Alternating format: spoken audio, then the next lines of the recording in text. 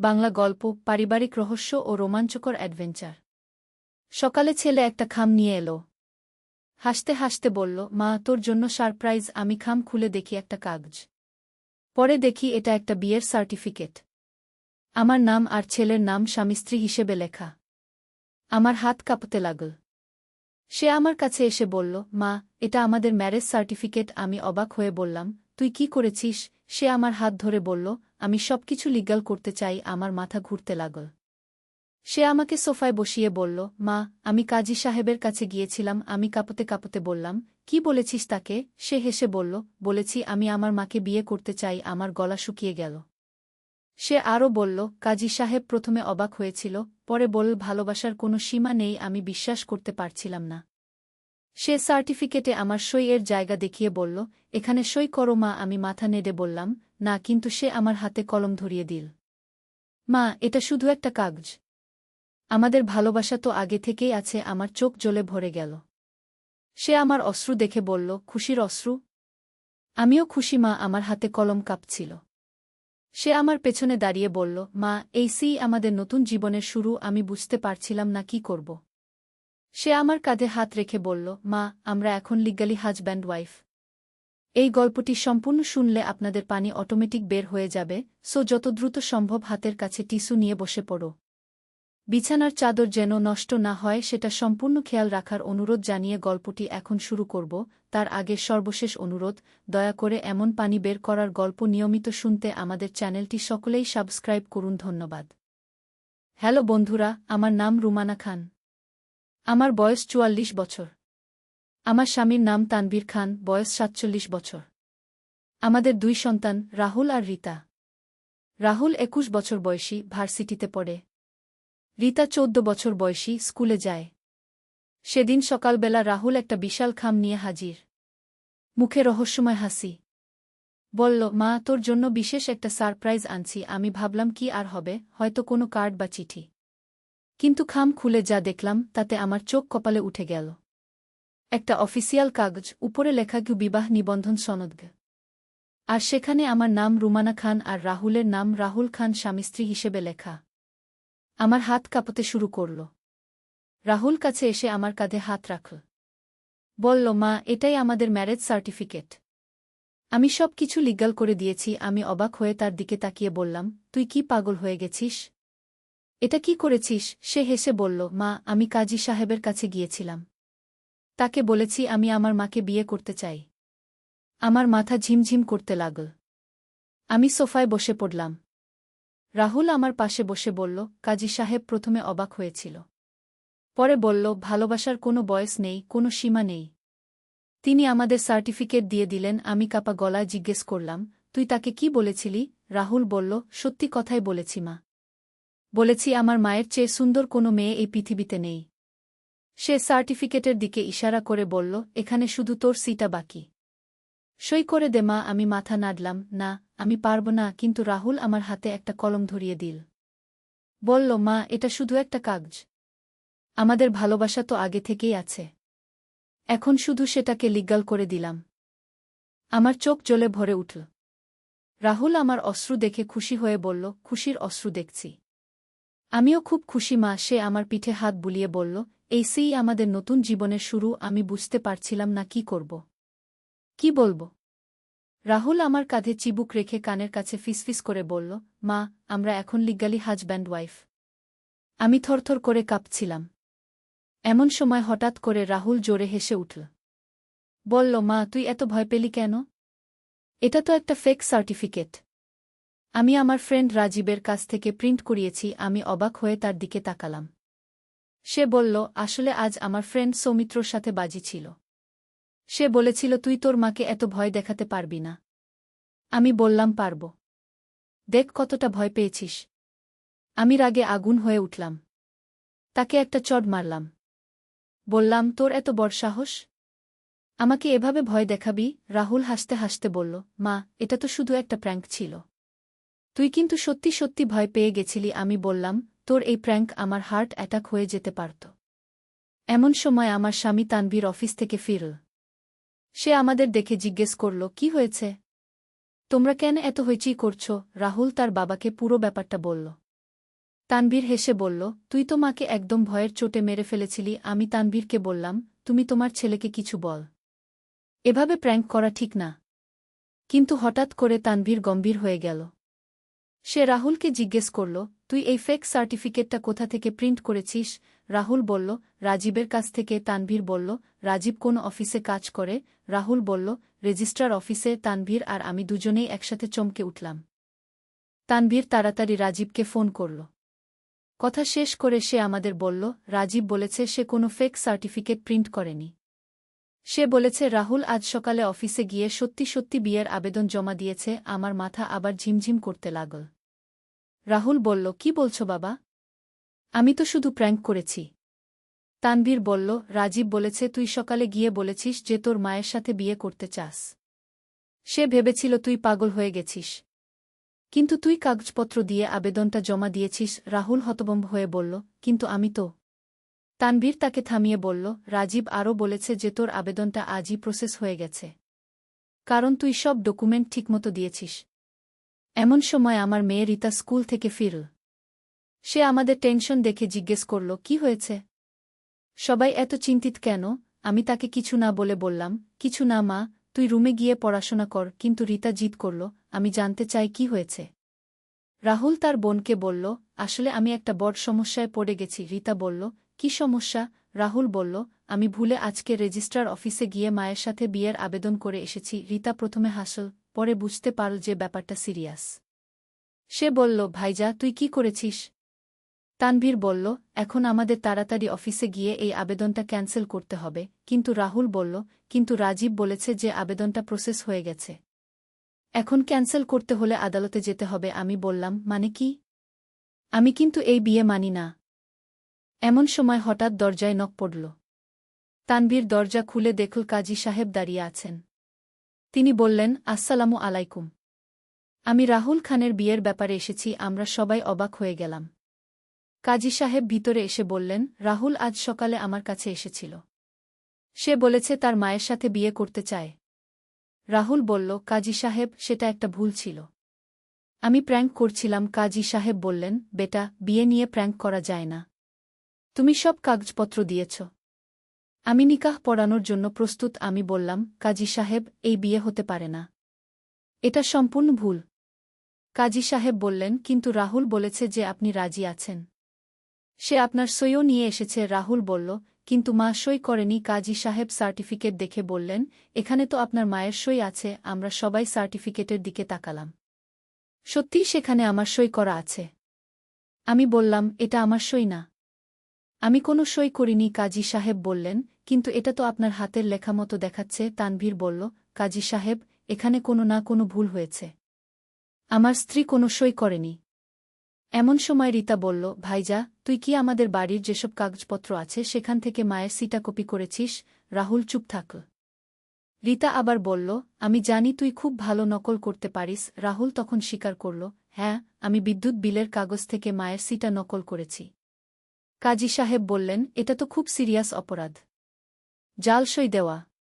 আমি পুলিশে রিপোর্ট করব। রাহুল ভয় পেয়ে বলল, দয়া করে পুলিশে রিপোর্ট করবেন না। আমি ভুল করেছি। কাজী সাহেব বললেন, কিন্তু তুমি আমাকেও ধোঁকা দিয়েছ। আমি ভেবেছিলাম সব কিছু লিগাল। তানভীর বলল, কাজী সাহেব, ছেলেটা ভুল করেছে। দয়া করে একটু মাফ করে দেন। আমি গ্যারান্টি দিচ্ছি এমন ভুল আর করবে না। কাজী সাহেব একটু চিন্তা করে বললেন, ঠিক আছে, এইবার মাফ করে দিলাম। কিন্তু এই সার্টিফিকেট আমি নিয়ে যাব। এটা ডেস্ট্রয় করতে হবে। রাহুল বলল, কাজী সাহেব, আমি আসলে এটা একটা প্র্যাঙ্কের জন্য করেছিলাম। আমার কোনো খারাপ উদ্দেশ্য ছিল না। কাজী সাহেব বললেন, বেটা, প্র্যাঙ্ক এবং আইনি কাগজপত্রের মধ্যে পার্থক্য বুঝতে হবে। তুমি এটা করে খুব বড় বিপদে পড়তে পারতে। কাজী সাহেব চলে যাওয়ার পর আমি রাহুলকে বললাম, তুই জানিস এই কাজ করে তুই কত বড় সমস্যায় ফেলেছিলি আমাদের? রাহুল মাথা নিচু করে বলল, মা, আমি সত্যি সত্যি দুঃখিত। আমি ভাবিনি এমন হবে। তানভীর বলল, তুই পুলিশের হাতেও পড়তে পারতিস। রিতা বলল, ভাইজা, তুই এত বোকা কিভাবে? প্র্যাঙ্ক করতে গিয়ে নিজেরই জেল হয়ে যেত। রাহুল বলল, আমি জানতাম না এটা এত সিরিয়াস হয়ে যাবে। আমি ভেবেছিলাম শুধু মাকে একটু ভয় দেখাব। আমি বললাম, দেখ রাহুল, প্র্যাঙ্ক করার মানে এই না যে আইন ভাঙবি। আজকে কাজী সাহেব মাফ করে দিলেন, না হলে তোর জেল হয়ে যেত। রাহুল বলল, মা, আমি প্রমিস করছি এমন আর কখনো করব না। তানভীর বলল, এখন থেকে কোনো প্র্যাঙ্ক করার আগে ভেবে নিবি যে এটা কারো ক্ষতি করবে কিনা। রাহুল বলল, হ্যাঁ বাবা, আমি বুঝে গেছি। রীতা বলল, ভাইজা, তুই ভাগ্যবান যে কাজী সাহেব মাফ করে দিয়েছেন, না হলে আমাদের পুরো পরিবারের নাম নষ্ট হয়ে যেত। আমি বললাম, রাহুল, এখন থেকে তুই এমন কোনো কাজ করবি না যেটা আমাদের পরিবারের সম্মানের ক্ষতি করে। রাহুল বলল, মা, আমি বুঝে গেছি, আমি আর কখনো এমন করব না। তানভীর বলল, ঠিক আছে, এই ঘটনা এখানেই শেষ, কিন্তু ভবিষ্যতে সাবধান। সন্ধ্যায় আমরা সবাই মিলে বসে এই পুরো ঘটনা নিয়ে আলোচনা করলাম। রীতা বলল, আসলে এটা একটা শিক্ষণীয় ঘটনা হয়েছে। আমরা সবাই বুঝতে পারলাম যে প্র্যাঙ্ক করার সময় সীমা বজায় রাখতে হয়। রাহুল বলল, হ্যাঁ, আমি এখন বুঝতে পারছি আমার ভুলটা কতটা বড় ছিল। তানভীর বলল, রাহুল, তুই এখন বড় হয়ে গেছিস, তোর প্রতিটা কাজের জন্য তুই দায়ী, তাই ভেবেচিন্তে কাজ করিস। রাহুল বলল, হ্যাঁ বাবা, আমি এখন অনেক কিছু শিখেছি। আমি বললাম, এই ঘটনা থেকে আমরা সবাই একটা ভালো শিক্ষা পেয়েছি। রীতা বলল, ভাইজা, পরের বার প্র্যাঙ্ক করার আগে আমাদের সাথে আলোচনা করিস, আমরা তোকে বলে দেব এটা ঠিক হবে কিনা। রাহুল হেসে বলল, ঠিক আছে, আমি এখন থেকে তোদের সাথে আলোচনা করব। তানভীর বলল, এটাই ভালো, পরিবারের সবার মতামত নেওয়া ভালো। এভাবেই আমাদের পরিবারের এই বিশেষ দিনটি শেষ হল। রাহুলের এই প্র্যাঙ্ক আমাদের সবাইকে একটা বড় শিক্ষা দিল যে হাসিতামাশার মধ্যেও সীমা রক্ষা করতে হয়। আমরা বুঝতে পারলাম যে আইন নিয়ে ছেলেখেলা করা খুবই বিপজ্জনক। পরের দিন সকালে রাহুল আমার কাছে এসে বলল, মা, আমি গতকাল রাতে অনেক ভেবেছি, আমি বুঝতে পেরেছি আমার কাজটা কতটা ভুল ছিল। আমি তার মাথায় হাত বুলিয়ে বললাম, বেটা, ভুল যেহেতু হয়ে গেছে, এখন সেটা থেকে শিক্ষা নিয়ে এগিয়ে যা। রাহুল বলল, মা, আমি আজকে রাজীব ভাইয়ের কাছে গিয়ে মাফ চেয়ে আসব, তাকেও অনেক বিপদে ফেলেছি। আমি বললাম, এটা ভালো কথা, রাজীবের ক্ষতি হতে পারত তোর এই কাজের জন্য। রাহুল বলল, হ্যাঁ মা, আমি সব ঠিক করে আসব। তানভীর বলল, রাহুল, তুই রাজীবের কাছে গিয়ে পরিষ্কার করে বলিস যে এটা তোর একার ভুল ছিল, রাজীবের কোনো দোষ নেই। রাহুল রাজীবের অফিসে গেল। সেখানে গিয়ে সে রাজীবকে পুরো ঘটনা খুলে বলল। রাজীব প্রথমে রেগে গেল, বলল, তুই জানিস তোর এই কাজের জন্য আমার চাকরি যেতে পারত। রাহুল বলল, ভাই, আমি জানতাম না, আমি খুবই দুঃখিত। রাজীব বলল, তোর একটা প্র্যাঙ্কের জন্য আমাকে বসের কাছে অনেক কৈফিয়ত দিতে হয়েছে। রাহুল মাথা নিচু করে বলল, ভাই, আমি যা করেছি সেটা সম্পূর্ণ ভুল, আমি তোমার কাছে ক্ষমা চাইছি। রাজীব একটু চিন্তা করে বলল, দেখ রাহুল, তুই আমার বন্ধুর ছেলে, তাই আমি এইবার মাফ করে দিলাম, কিন্তু এমন আর কখনো করিস না। রাহুল বলল, ভাই, আমি প্রমিস করছি, আর কখনো এমন করব না। রাজীব বলল, আচ্ছা, এখন তুই যা, কিন্তু মনে রাখিস, সরকারি কাগজপত্র নিয়ে ছেলেখেলা করা মানে আইন ভাঙা। রাহুল বলল, জি ভাই, আমি বুঝে গেছি। রাজীব বলল, এখন যা, আর এমন কাজ করিস না যেটা তোর বাবা মায়ের সম্মানহানি করে। রাহুল বাড়ি ফিরে আমাদের সব কথা বলল। তানভীর বলল, ভালো করেছিস, রাজীবের কাছে গিয়ে মাফ চেয়েছিস। রীতা বলল, ভাইজা, এখন তো তুই অনেক কিছু শিখলি। রাহুল বলল, হ্যাঁ, আমি শিখেছি যে প্র্যাঙ্ক করার আগে ভাবতে হয় এটা কারো ক্ষতি করবে কিনা। আমি বললাম, রাহুল, তুই এখন একটা পরিপূর্ণ মানুষ হয়ে উঠছিস, তোর ভুল থেকে শিক্ষা নেওয়ার ক্ষমতা আছে। রাহুল বলল, মা, আমি আরও দায়িত্বশীল হতে চাই। তানভীর বলল, এটাই আমরা চাই, তুই নিজের দায়িত্ব বুঝে কাজ কর। কয়েকদিন পর রাহুল আমার কাছে এসে বলল, মা, আমি ভেবেছি আমি একটা কাজ করব। আমি জিজ্ঞেস করলাম, কি কাজ? রাহুল বলল, আমি আমার ফ্রেন্ডদের বলব যে প্র্যাঙ্ক করার সময় সাবধান থাকতে হয়, আমার মতো ভুল যেন তারা না করে। আমি খুশি হয়ে বললাম, এটা খুবই ভালো কথা, তুই তোর অভিজ্ঞতা দিয়ে অন্যদের সাহায্য করতে পারিস। রাহুল বলল, হ্যাঁ মা, আমি চাই আমার মতো আর কেউ এমন ভুল না করুক। তানভীর বলল, রাহুল, তোর এই চিন্তাভাবনা দেখে আমি গর্বিত। রীতা বলল, ভাইজা, তুই চাইলে আমাদের স্কুলেও গিয়ে এই ঘটনা বলতে পারিস, ছোটরা শিখবে। রাহুল বলল, হ্যাঁ, এটা ভালো আইডিয়া, আমি স্কুলে গিয়ে বলবো। আমি বললাম, দেখ, তোর একটা ভুল থেকে কতগুলো ভালো কাজের সুযোগ তৈরি হল। সপ্তাহখানেক পর রাহুল সত্যিই তার কলেজে এবং রীতার স্কুলে গিয়ে এই ঘটনা বলল। সে বল কিভাবে একটা ছোট প্র্যাঙ্ক বিশাল সমস্যা হয়ে দাঁড়াতে পারে। অনেক ছেলেমেয়ে তার কথা শুনে অনেক কিছু শিখল। রাহুলের কলেজের একটা ছেলে তাকে বলল, ভাই, তোর এই অভিজ্ঞতা শেয়ার করার জন্য ধন্যবাদ, আমিও এমন একটা প্র্যাঙ্ক করতে চেয়েছিলাম। এখন আর করব না, রাহুল বলল। ভাই, প্র্যাঙ্ক করতে দোষ নেই, কিন্তু এমন প্র্যাঙ্ক করা যাবে না যেটা আইনি সমস্যা তৈরি করে। রিতার স্কুলের টিচারও রাহুলকে ধন্যবাদ দিল। বলল, তুমি ছোটদের একটা বড় শিক্ষা দিয়েছ। তোমার সততা প্রশংসনীয়। রাহুল বলল, ম্যাডাম, আমি চাই আমার ভুল থেকে অন্যরা শিখুক। এভাবে রাহুলের একটা ভুল থেকে অনেক ভালো কাজ হল। সে নিজেও অনেক পরিপক্ক হয়ে উঠল। আমি দেখলাম রাহুল এখন অনেক বেশি চিন্তাভাবনা করে কাজ করে। তার আচরণে একটা পরিবর্তন এসেছে। একদিন রাহুল আমাকে বলল, মা, আমি বুঝতে পারছি যে বড় হওয়ার মানে শুধু বয়স বাড়া না, দায়িত্ববোধ বাড়াও। আমি তাকে আলিঙ্গন করে বললাম, হ্যাঁ বেটা, তুই এখন সত্যিকারের একজন পরিপক্ক মানুষ হয়ে উঠেছিস। তানভীর বলল, রাহুল, তোর এই পরিবর্তন দেখে আমি খুশি। তুই এখন বুঝতে পারছিস কোনটা ঠিক কোনটা ভুল। রিতা বলল, ভাইজা, তুই এখন আমার রোল মডেল। রাহুল হেসে বলল, তোর রোল মডেল? আমি যে এত বড় ভুল করেছিলাম। রিতা বলল, কিন্তু তুই তোর ভুল স্বীকার করেছিস আর সেটা থেকে শিক্ষা নিয়েছিস। এটাই তো বড় মানুষের লক্ষণ। আমি বললাম, রিতা ঠিক বলেছে। ভুল করা মানুষের স্বভাব, কিন্তু ভুল থেকে শিক্ষা নেওয়া বড় মানুষের গুণ। রাহুল বলল, আসলে এই পুরো ঘটনা আমার জীবনে একটা টার্নিং পয়েন্ট হয়ে গেছে। আমি এখন আরও সতর্ক, আরও দায়িত্বশীল। তানভীর বলল, এভাবেই একজন মানুষ পরিপূর্ণতার দিকে এগিয়ে যায়। আমি বললাম, রাহুল, তোর এই গল্প অনেকের জন্য একটা শিক্ষা হতে পারে। যারা ভাবে যে প্র্যাঙ্ক মানেই নিরীহ মজা, তারা বুঝবে যে কিছু প্র্যাঙ্ক বিপজ্জনক হতে পারে। রাহুল বলল, হ্যাঁ মা, আমি এখন এই বিষয়ে অনেক সচেতন। কয়েক মাস পর রাহুল আমাদের বলল, আমি ঠিক করেছি, আমি আইন নিয়ে পড়াশোনা করব। আমরা সবাই অবাক হলাম। তানভীর জিজ্ঞেস করল, হঠাৎ আইন নিয়ে পড়তে চাইছিস কেন? রাহুল বলল, সেই ঘটনার পর আমি বুঝতে পেরেছি আইন সম্পর্কে জানা কতটা গুরুত্বপূর্ণ। আমি চাই মানুষকে আইনি সচেতনতা সম্পর্কে শিক্ষা দিতে। আমি গর্বের সাথে বললাম, বাহ, তোর এই সিদ্ধান্ত খুবই ভালো। রিতা বলল, ভাইজা, তুই তাহলে একদিন উকিল হবি? রাহুল বলল, হতে পারে, কিন্তু আমার মূল উদ্দেশ্য হচ্ছে মানুষকে আইন সম্পর্কে সচেতন করা। তানভীর বলল, রাহুল, তোর এই লক্ষ্য খুবই প্রশংসনীয়।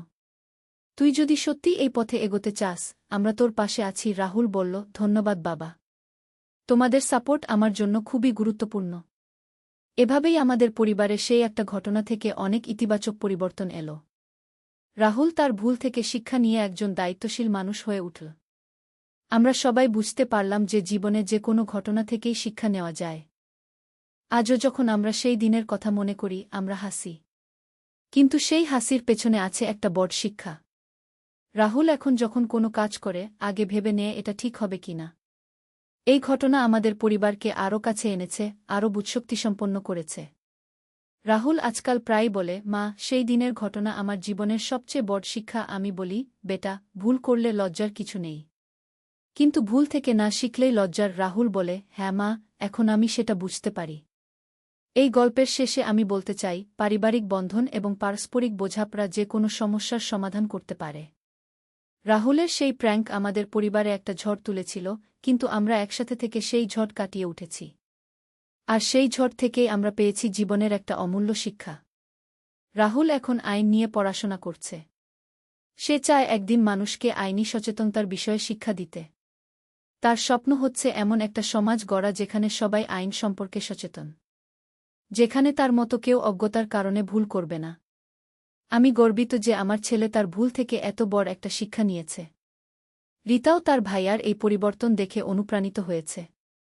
সে বলে যে বড় হয়ে সেও সমাজের কল্যাণে কাজ করবে। তানভীর এখন প্রায় বলে, সেই দিনের ঘটনা আমাদের পরিবারের জন্য একটা আশীর্বাদ হয়ে উঠেছে। আমিও তাই মনে করি, কারণ এই ঘটনা আমাদের সবাইকে জীবন সম্পর্কে আরও গভীরভাবে ভাবতে শিখিয়েছে। এই গল্পের মাধ্যমে আমি সবাইকে বলতে চাই যে, জীবনে যা কিছুই ঘটুক না কেন, সেটা থেকে শিক্ষা নেওয়ার চেষ্টা করুন। ভুল করলে লুকিয়ে না রেখে স্বীকার করুন এবং সেটা সংশোধন করার চেষ্টা করুন।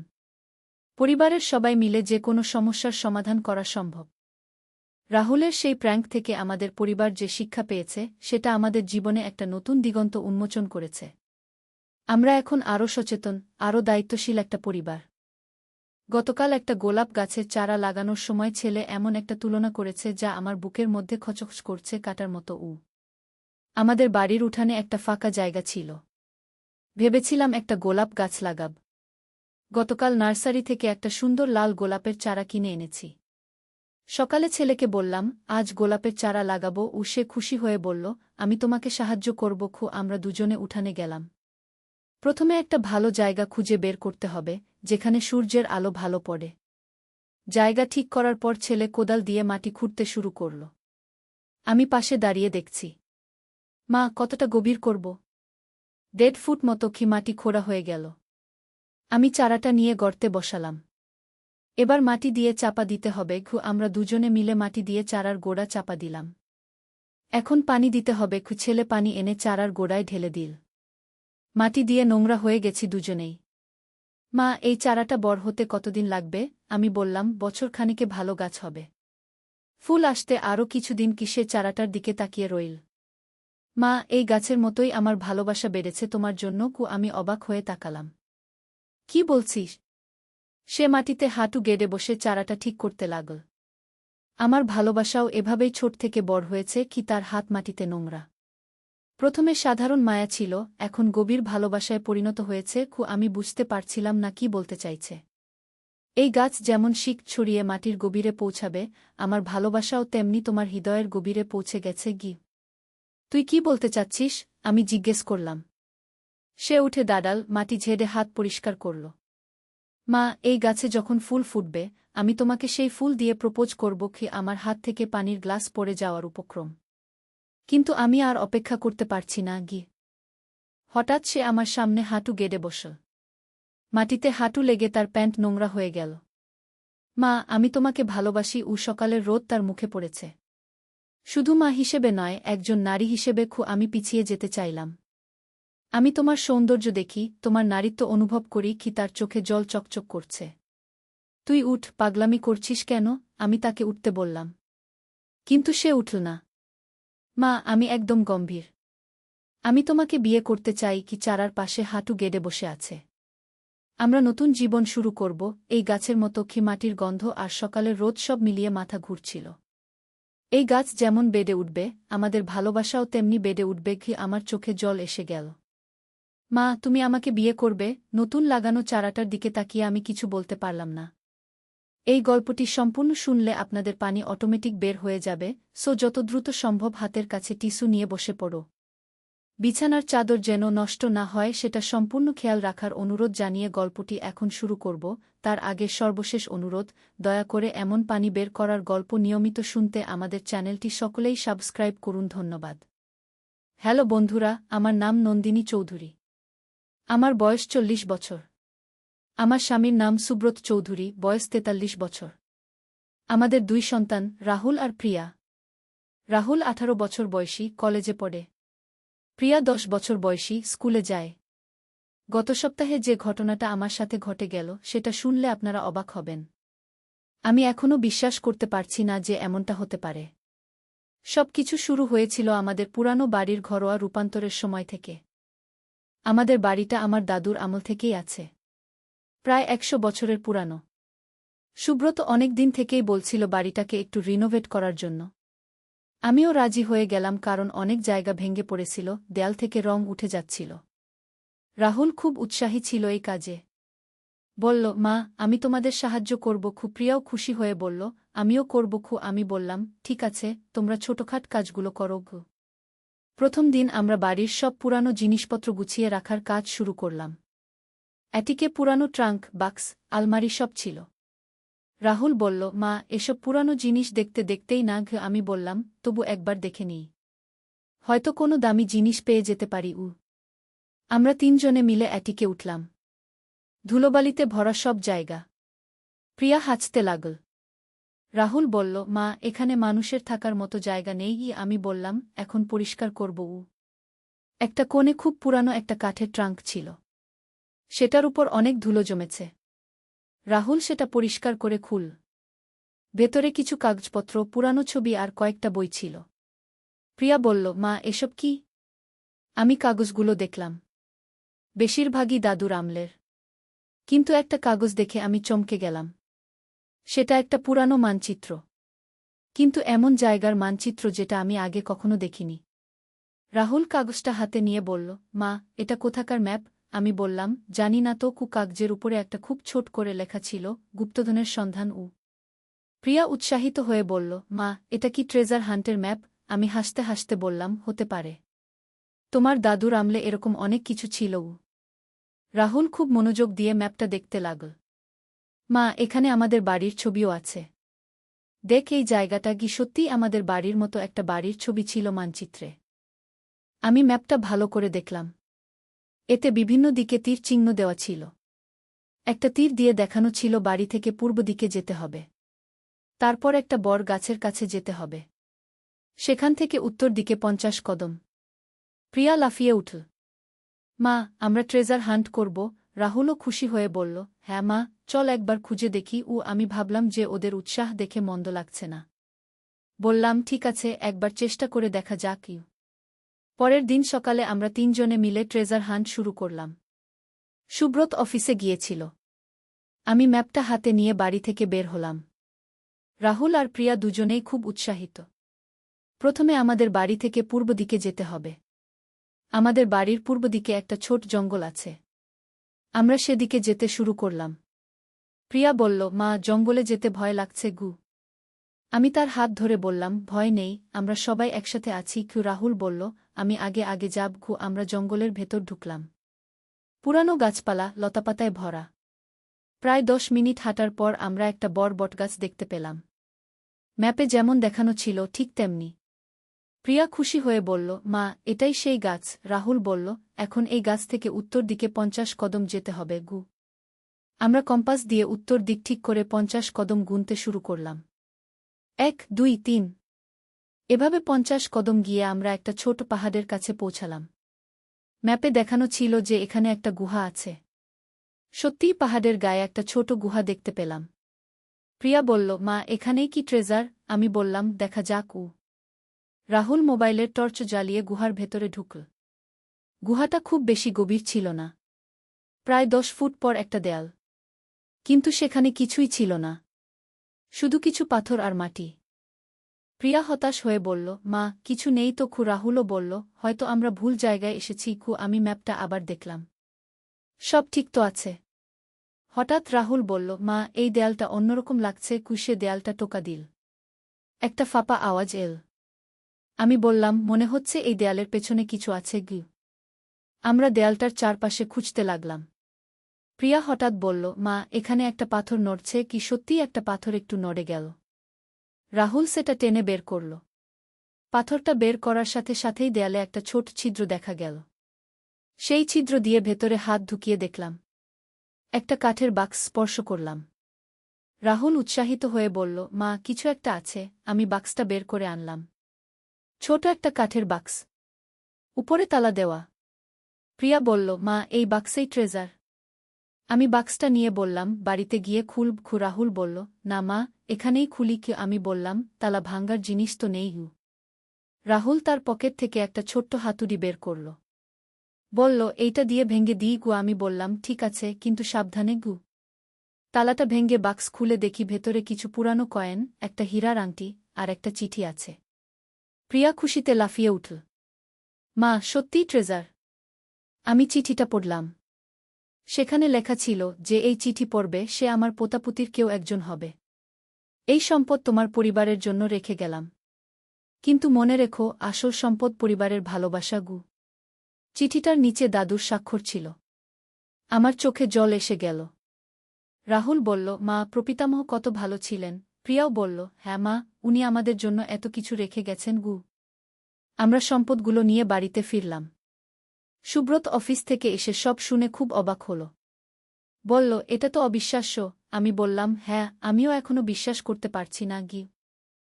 সন্ধ্যায় আমরা সবাই মিলে ট্রেজার হান্টের গল্প করতে লাগলাম। প্রিয়া বলল, মা, আমরা কি আরও ট্রেজার খুঁজে পাব? রাহুল বলল, হয়তো দাদু আরও কোথাও লুকিয়ে রেখেছেন। আমি বললাম, হতে পারে।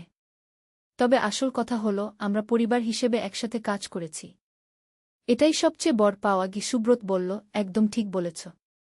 এই অভিজ্ঞতা আমাদের পরিবারের বন্ধন আরও দৃঢ় করেছে। পরের কয়েকদিন আমরা বাড়ির রিনোভেশনের কাজ চালিয়ে গেলাম। কিন্তু এবারে অন্যরকম উৎসাহ নিয়ে। যেন আমরা একটা দল হয়ে কাজ করছি। রাহুল আর প্রিয়া দুজনেই খুব সাহায্য করল। একদিন আমরা বাড়ির পেছনের দিকটা পরিষ্কার করছিলাম। সেখানে অনেক পুরানো আগাছা, ভাঙ্গা ইটপাথর জমেছিল। হঠাৎ প্রিয়া বলল, মা, এখানে মাটির নিচে কিছু শক্ত জিনিস আছে গু। আমি দেখলাম সত্যিই মাটির নিচে কিছু একটা আছে। রাহুল কোদাল দিয়ে খুঁড়তে শুরু করল। একটু পরেই একটা পাথরের স্ল্যাব বের হল। সেটার উপর কিছু লেখা। আমি ভালো করে দেখে পড়লাম, এখানে শুয়ে আছে আমার প্রিয় কুকুর বন্ধু। নাম টাইগার। তার সাথে কাটানো সুন্দর দিনগুলো কখনো ভুলব না। নিচে তারিখ লেখা 1925। প্রিয়া বলল, মা, এটা কুকুরের কবর? আমি বললাম, হ্যাঁ, তোমার প্রপিতামহর পোষা কুকুরের। রাহুল বলল, উনি কত ভালোবাসতেন পশুদের। আমরা সেই কবরটা সুন্দর করে পরিষ্কার করে রাখলাম। একটা ছোট বাগান বানিয়ে দিলাম চারপাশে। প্রিয়া বলল, এখন টাইগার আঙ্কেল খুশি হবে গু। এভাবে দিন কাটতে লাগল। আমাদের বাড়ি রিনোভেশনের কাজও শেষের দিকে এসে গেল। নতুন রং, নতুন ফ্লোর, সবকিছু খুব সুন্দর হয়েছে। কিন্তু সবচেয়ে বড় কথা, আমাদের পরিবারের মধ্যে একটা নতুন বন্ধন তৈরি হয়েছে। রাহুল এখন বাড়ির কাজে অনেক বেশি সাহায্য করে। প্রিয়া আগের চেয়ে অনেক বেশি কথা বলে। সুব্রত বলল, এই ট্রেজার হান্ট আমাদের পরিবারের জন্য একটা নতুন অধ্যায় শুরু করেছে গিউ। আমি মনে মনে দাদুকে ধন্যবাদ দিলাম। উনি শুধু সোনাদানা রেখে যাননি, আমাদের একসাথে থাকার, একসাথে কাজ করার একটা সুন্দর কারণ দিয়ে গেছেন। সেদিন সন্ধ্যায় আমরা সবাই বারান্দায় বসে চা খাচ্ছিলাম। হঠাৎ প্রিয়া বলল, মা, আমরা কি আরও ট্রেজার হান্ট করব? রাহুল বলল, হ্যাঁ, হয়তো দাদু আরও কোথাও কিছু লুকিয়ে রেখেছেন। আমি বললাম, হতে পারে। তবে আমাদের প্রথমে পুরো বাড়িটা ভালো করে খোঁজ করতে হবে। সুব্রত বলল, হ্যাঁ, হয়তো আরও কোনো পুরানো কাগজপত্র পাওয়া যাবে। পরের দিন রবিবার। আমরা আবার অ্যাটিকে উঠলাম। এবারে আরও মনোযোগ দিয়ে সব জিনিস দেখতে লাগলাম। প্রিয়া বলল, মা, এই বইগুলো দেখি। আমি বললাম, হ্যাঁ, দেখো। হয়তো কোনো বইয়ের পাতায় কিছু লেখা আছে। রাহুল একটা পুরানো ডায়েরি পেল। সেটার পাতা উল্টিয়ে দেখতে লাগল। মা, এখানে দাদুর হাতের লেখা। আমি ডায়েরিটা নিয়ে পড়তে শুরু করলাম। বেশিরভাগ পাতায় দৈনন্দিন কাজকর্মের হিসাব। কিন্তু শেষের দিকে একটা পাতায় লেখা, দ্বিতীয় গুপ্তধন পুকুরের পাড়ে পুরানো আমগাছের নিচে। প্রিয়া উৎসাহিত হয়ে বলল, মা, আরেকটা ট্রেজার। আমি বললাম, কিন্তু আমাদের তো কোনো পুকুর নেই। রাহুল বলল, মা, হয়তো আগে ছিল। এখন ভরাট হয়ে গেছে। আমরা বাড়ির চারপাশে ঘুরে দেখলাম। বাড়ির পেছনে একটা জায়গা আছে যেটা বাকি জায়গার চেয়ে একটু নিচু। সেখানে মাটি অন্যরকম। রাহুল বলল, মা, এখানেই হয়তো পুকুর ছিল। সেই জায়গায় একটা পুরানো আমগাছ আছে। খুব বড় আর পুরানো। প্রিয়া বলল, মা, এই গাছেরই নিচে ট্রেজার। আমি বললাম, খোঁজ করে দেখা যাক। আমরা গাছের চারপাশে মাটি খুঁড়তে শুরু করলাম। প্রিয়া ছোট একটা কোদাল দিয়ে খুঁড়ছে। রাহুল বড় কোদাল দিয়ে। আমি হাতে করে মাটি সরাচ্ছি। প্রায় ঘণ্টা খানেক খোঁড়ার পর প্রিয়া বলল, মা, এখানে কিছু একটা ঠকঠক করছে। আমি দেখলাম সত্যিই একটা শক্ত কিছু মাটির নিচে আছে। রাহুল সেটা বের করল। একটা ধাতুর বাক্স। আগেরটার চেয়ে বড়। উপরে মরিচা ধরেছে। কিন্তু তালা নেই। আমি বাক্স খুলে দেখি ভেতরে অনেকগুলো পুরানো কয়েন, কিছু গহনা আর আরেকটা চিঠি। এই চিঠিতে লেখা, এই সম্পদ আমার পরিবারের কষ্টের দিনে কাজে লাগবে। কিন্তু যতক্ষণ না প্রয়োজন ততক্ষণ এগুলো গুপ্ত রাখবে। মনে রেখো, অর্থ দিয়ে ভালোবাসা কেনা যায় না। আমি চিঠিটা পড়ে শুনালাম। সুব্রত বলল, তোমার দাদু কত জ্ঞানী মানুষ ছিলেন। আমি বললাম, হ্যাঁ, উনি জানতেন জীবনের আসল মূল্য কী। আমরা দ্বিতীয় ট্রেজারও বাড়িতে নিয়ে এলাম। প্রিয়া বলল, মা, আমরা এই টাকা দিয়ে কি করব? আমি বললাম, দাদুর কথা মতো প্রয়োজনে ব্যবহার করব। আপাতত তুলে রাখি। রাহুল বলল, মা, আরও ট্রেজার থাকতে পারে। আমি বললাম, হতে পারে। তবে আমাদের ধৈর্য রাখতে হবে। প্রিয়া বলল, হ্যাঁ মা, আমরা একটু একটু করে খুঁজব। পরের কয়েকদিন আমরা বাড়ির বিভিন্ন জায়গায় খুঁজতে থাকলাম। রাহুল বইয়ের পাতার ভেতর, প্রিয়া পুরানো জিনিসপত্রের মধ্যে, আর আমি দেয়ালের ফাটল আর কোণে কোণে। কিন্তু কিছুই পেলাম না। একদিন আমি রান্নাঘরে কাজ করছিলাম। হঠাৎ দেখি চুলার পাশের দেয়ালে একটা ইট একটু বেরিয়ে আছে। আমি সেটা টেনে দেখলাম। ইটটা সরে গেল। ভেতরে একটা ছোট গর্ত। সেখানে একটা কাপড়ে মোড়ানো কিছু। আমি সেটা বের করে খুলে দেখি একটা ছোট স্বর্ণের হার আর একটা চিঠি। চিঠিতে লেখা, এই হারটি তোমার দাদির। ও খুব যত্নে রাখত। এটা তুমি তোমার মেয়েকে দিও। আমার চোখে জল এসে গেল। প্রিয়াকে ডেকে বললাম, এই হারটি তোমার প্রিয়া খুশি হয়ে হারটি গলা পড়ল। বলল, মা, এটা কত সুন্দর। এভাবে আরও কয়েকবার আমরা ছোট ছোট জিনিস পেলাম। একটা পুরানো ঘড়ি, কিছু পুরানো মুদ্রা, একটা ছোট রূপার থালা। প্রতিবার একটা করে চিঠি পেতাম দাদুর হাতে লেখা। এক সপ্তাহ পর আমরা আবার অ্যাটিকে গেলাম। এবারে আরও একটা ট্রাঙ্ক পেলাম। সেটা খুলে দেখি ভেতরে অনেক পুরানো ছবি। দাদু দাদির ছোটবেলার ছবি, আমার বাবার ছবি, আরও অনেকে। একটা ছবির পেছনে লেখা, পরিবার হচ্ছে জীবনের সবচেয়ে বড় সম্পদ। কি আরেকটা ছবিতে দাদু একটা ছোট বাচ্চাকে কোলে নিয়ে আছেন। সেটার পেছনে লেখা, আমার নাতি, আমার গর্ব। প্রিয়া ছবিগুলো দেখে বলল, মা, দাদু দাদি কত সুন্দর ছিলেন। রাহুল বলল, হ্যাঁ, আর কত খুশি দেখাচ্ছে। আমি বললাম, ওরা খুবই খুশি ছিলেন। কারণ ওদের পরিবার ছিল। আমরা সব ছবি নিয়ে এসে একটা অ্যালবাম বানালাম। প্রিয়া বলল, মা, আমরাও ছবি তুলব। আমি বললাম, হ্যাঁ, আমাদেরও পারিবারিক ছবি থাকা দরকার। সেদিন সন্ধ্যায় আমরা সবাই মিলে অনেক ছবি তুললাম। সুব্রত, আমি, রাহুল, প্রিয়া, সবাই একসাথে। প্রিয়া বলল, মা, আমাদের এই ছবিগুলো দাদুর মতো রেখে দিব। আমি বললাম, অবশ্যই।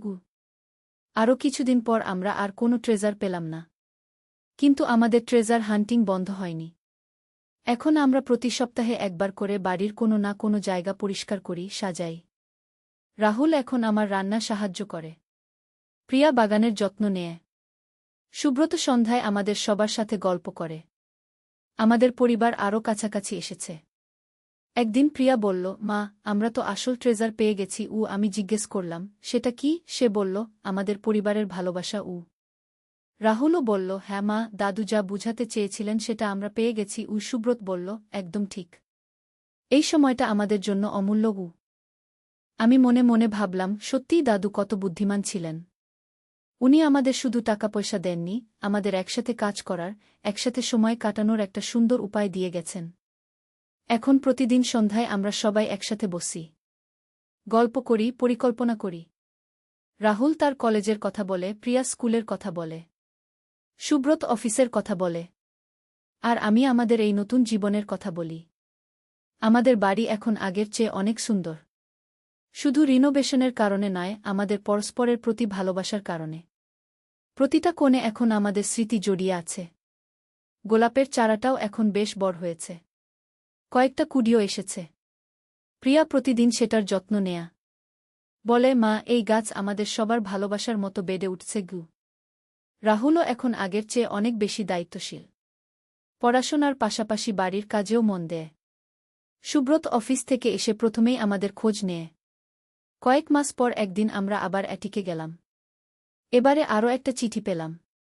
সেটায় লেখা, আমার প্রিয় নাতিনাতনীরা, তোমরা যদি এই চিঠি পড়ে থাক তাহলে বুঝতে পার যে তোমরা আমার সব গুপ্তধন খুঁজে পেয়েছ। কিন্তু মনে রেখো, সবচেয়ে বড় গুপ্তধন হচ্ছে তোমাদের পরস্পরের প্রতি ভালোবাসা। এই ভালোবাসা কখনো হারিও না। আমি চিঠিটা পড়ে শুনিয়ে দিলাম। আমাদের সবার চোখেই জল এসে গেল। প্রিয়া বলল, দাদু কত ভালো ছিলেন। রাহুল বলল, উনি আমাদের জীবনের সবচেয়ে বড় শিক্ষা দিয়ে গেছেন। এখন আমাদের ট্রেজার হান্ট শেষ। কিন্তু আমাদের পারিবারিক বন্ধন আরও শক্তিশালী হয়েছে। আমরা বুঝেছি যে জীবনের আসল সম্পদ পরিবারের ভালোবাসা। টাকা পয়সা সাময়িক, কিন্তু ভালোবাসা চিরস্থায়ী। প্রতিদিন সকালে ঘুম থেকে উঠে আমি আমাদের গোলাপ গাছটার দিকে তাকাই। সেটা এখন অনেক বড় হয়েছে। কয়েকটা সুন্দর লাল গোলাপ ফুটেছে। ফুলগুলো দেখে আমার মনে পড়ে যায় আমাদের সেই প্রথম দিনের কথা, যেদিন রাহুল তার অদ্ভুত তুলনা করেছিল। এখন আমি বুঝতে পারি যে সেই মুহূর্তে রাহুল আসলে বলতে চেয়েছিল যে একটা গাছ যেমন ভালোবাসা আর যত্নে বড় হয়, আমাদের পরিবারের বন্ধনও তেমনি প্রতিদিন শক্তিশালী হচ্ছে। সেদিন তার কথা শুনে আমি অবাক হয়েছিলাম, কিন্তু এখন বুঝতে পারি যে সে আসলে কত গভীর কথা বলেছিল। আমাদের এই পুরো অভিজ্ঞতা আমাকে শিখিয়েছে যে জীবনের সবচেয়ে বড় রহস্য হচ্ছে পরিবারের মানুষদের মধ্যকার ভালোবাসা। এই ভালোবাসা কখনো কমে না, বরং সময়ের সাথে আরও বেড়ে যায়। দাদু তার গুপ্তধনের মাধ্যমে আমাদের এই শিক্ষাই দিয়ে গেছেন। আজ সন্ধ্যায় আমরা সবাই মিলে বারান্দায় বসে আছি। গোলাপের সুগন্ধ ভেসে আসছে। প্রিয়া আমার কোলে মাথা রেখে শুয়ে আছে। রাহুল গিটার বাজাচ্ছে। সুব্রত খবরের কাগজ পড়ছে। এই মুহূর্তে আমি অনুভব করছি যে আমরা সত্যিই জীবনের সবচেয়ে বড় ট্রেজার খুঁজে পেয়েছি। নূরের পথ, প্রথম অধ্যায়, আধারের মাঝে। মক্কার পাহাড়ি অঞ্চলে, যেখানে সূর্যের আলো কখনো পৌঁছায় না, সেখানে একটি ছোট্ট গ্রাম ছিল। গ্রামের নাম ছিল জুলমাত, যার অর্থ অন্ধকার। এই গ্রামে বাস করত এক যুবক, নাম হাসান ইবনে আহমদ। তার বয়স তখন ২৫ বছর, কিন্তু জীবনে এত কষ্ট দেখেছে যে মনে হতো যেন ৫০ বছর বয়স। হাসানের পিতা আহমদ ছিলেন একজন দরিদ্র কৃষক। তিনি দিনরাত পরিশ্রম করে সামান্য যা আয় করতেন তা দিয়ে পরিবার চালানো অসম্ভব ছিল। হাসানের মা আয়েশা ছিলেন একজন ধার্মিক নারী। প্রতিদিন ৫ ওয়াক্ত নামাজ পড়তেন, কুরআন তেলাওয়াত করতেন। কিন্তু দারিদ্র্যের চাপে তিনি দিন দিন দুর্বল হয়ে পড়ছিলেন। হাসানের ২ বোন ছিল, ফাতিমা আর জয়নব। ফাতিমার বয়স ২০, জয়নবের ১৮। দুজনেই অত্যন্ত সুন্দর এবং ধার্মিক ছিল। কিন্তু দারিদ্র্যের কারণে তাদের বিয়ের কোনো সম্ভাবনা দেখা যাচ্ছিল না। একদিন হাসানের পিতা আহমদ অসুস্থ হয়ে পড়লেন। তার জ্বর আর কাশি এতই বেড়ে গেল যে তিনি বিছানা ছেড়ে উঠতে পারছিলেন না।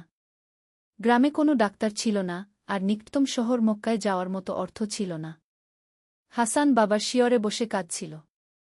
মা আয়েশা কুরআন পড়ে দোয়া করছিলেন। ২ বোন রান্নাঘরে বসে চোখের পানি মুছছিল। বাবা, আপনি ভালো হয়ে যাবেন, হাসান বাবার হাত ধরে বলল। আল্লাহ আমাদের সাহায্য করবেন গু। আহমদ কাপা গলায় বললেন, বেটা, আমি বুঝতে পারছি আমার সময় ফুরিয়ে আসছে। তুমি এখন পরিবারের দায়িত্ব নিতে হবে গু। না বাবা, এমন কথা বলবেন না, হাসান কাঁদতে কাঁদতে বলল। আহমদ একটা দীর্ঘশ্বাস ফেলে বললেন, হাসান, আমি তোমাকে একটা কথা বলি। আমাদের দাদার কাছে শুনেছিলাম এই পাহাড়ের গভীরে কোথাও একটা গুহা আছে। সেই গুহায় নাকি এক পীর সাহেবের মাজার আছে। বলা হয় যে সেই পীর সাহেবের দোয়ায় সব কষ্ট দূর হয়ে যায়। হাসান অবাক হয়ে জিজ্ঞেস করল, কিন্তু বাবা, সেই গুহা কোথায়? আর পীর সাহেব কে? আহমদ চোখ বন্ধ করে বললেন, জানি না বেটা। কিন্তু যদি আল্লাহ চান, তুমি সেই পথ খুঁজে পাবে গু। সে রাতেই আহমদ মারা গেলেন। ইন্না লিল্লাহি ওয়া ইন্না ইলাইহি রাজিউন কি পড়ে পরিবারের সকলে কাঁদতে লাগল। পরের দিন গ্রামের কয়েকজন লোক এসে আহমদের জানাজার নামাজ পড়াল। তাকে গ্রামের কবরস্থানে দাফন করা হল। হাসান বাবার কবরের পাশে বসে দীর্ঘক্ষণ দোয়া করল। আল্লাহ, আপনি বাবাকে জান্নাত দান করুন। আর আমাদের এই কঠিন সময়ে সাহায্য করুন গ। বাবার মৃত্যুর পর হাসান বুঝতে পারল যে এখন তার উপর সবার দায়িত্ব। মায়ের অসুখ দিন দিন বাড়ছে, ২ বোনের বিয়ের চিন্তা, আর নিজেদের খাওয়ার সংস্থান, সব কিছু তার কাঁধে। হাসান গ্রামে কাজ খোঁজার চেষ্টা করল। কিন্তু গ্রামে তেমন কোনো কাজ ছিল না। যারা খেতে কাজ করাত, তারাও এত দরিদ্র ছিল যে মজুর রাখার সামর্থ্য ছিল না। একদিন হাসান ভাবল, মক্কা শহরে গিয়ে কাজ খুঁজে দেখবে। কিন্তু মক্কা যেতে হলে কমপক্ষে ২ দিনের রাস্তা। আর সেই পথ অনেক বিপজ্জনক।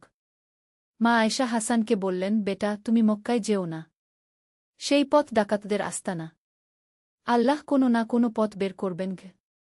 হাসান মায়ের কথা শুনল, কিন্তু মনে মনে বাবার সেই গুহার কথা ভাবতে লাগল। যদি সত্যিই কোনো পীর সাহেবের মাজার থাকে এবং তার দোয়ায় আমাদের কষ্ট দূর হয়। একদিন সকালে হাসান সিদ্ধান্ত নিল সে সেই গুহা খুঁজে দেখবে।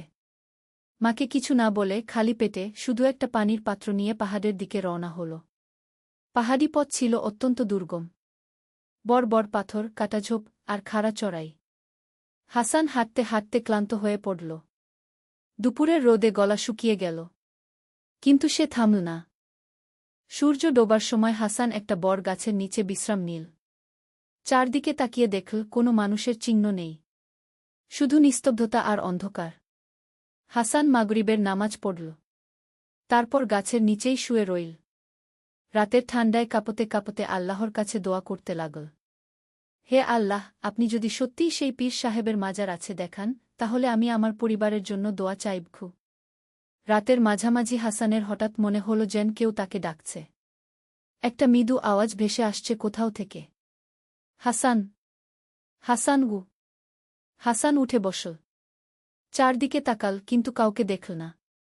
আবার শুনতে পেল, হাসান! এদিকে এসো। আওয়াজটা আসছে পূর্ব দিক থেকে। হাসান সেই দিকে হাঁটতে শুরু করল। অন্ধকারে পথ ঠিকমতো দেখা যাচ্ছে না, কিন্তু কেমন যেন মনে হচ্ছে আগে থেকেই জানে এই পথ। প্রায় ১ ঘণ্টা হাঁটার পর হাসান দেখল একটা পাহাড়ের গায়ে একটা গুহার মুখ। গুহার ভিতর থেকে একটা মৃদু আলো বের হচ্ছে। হাসান ভয় পেল। কিন্তু সেই আওয়াজ আবার ভেসে এল। হাসান, ভয় পেজো না। আমি তোমার জন্য অপেক্ষা করছি। হাসান সাহস করে গুহার ভিতরে ঢুকল। দ্বিতীয় অধ্যায়, গুহার রহস্য। গুহার ভিতরে ঢুকে হাসান অবাক হয়ে গেল। গুহাটা বাইরে থেকে যতটা ছোট মনে হচ্ছিল, ভিতরে ততটা ছোট নয়, বরং বেশ প্রশস্ত এবং উঁচু।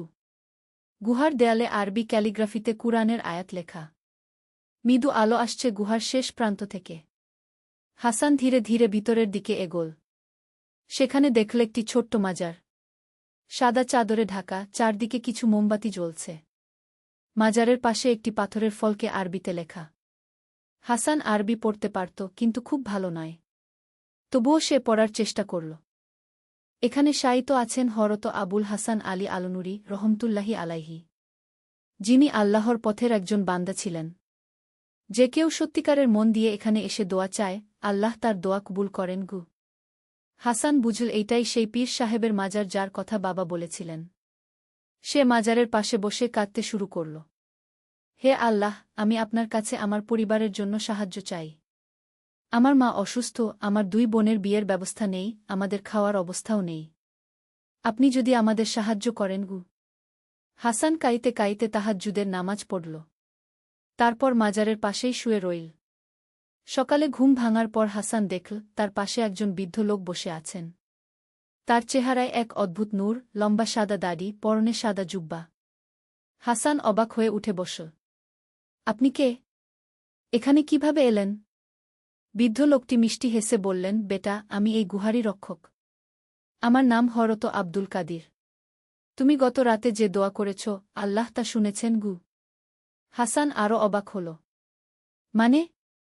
আমার দোয়া কবুল হয়েছে? হ্যাঁ বেটা, কিন্তু তার জন্য তোমাকে একটা পরীক্ষার মধ্য দিয়ে যেতে হবে। কি রকম পরীক্ষা? হাসান জিজ্ঞেস করল। আব্দুল কাদির বললেন, তুমি 4 দিন এই গুহায় থাকবে। প্রতিদিন 5 ওয়াক্ত নামাজ পড়বে, কুরআন তেলাওয়াত করবে আর আল্লাহর জিকির করবে। খাবারের ব্যাপারে চিন্তা করো না, আল্লাহ ব্যবস্থা করবেন। হাসান চিন্তায় পড়ল। কিন্তু আমার পরিবার? তারা আমার জন্য চিন্তা করবে না?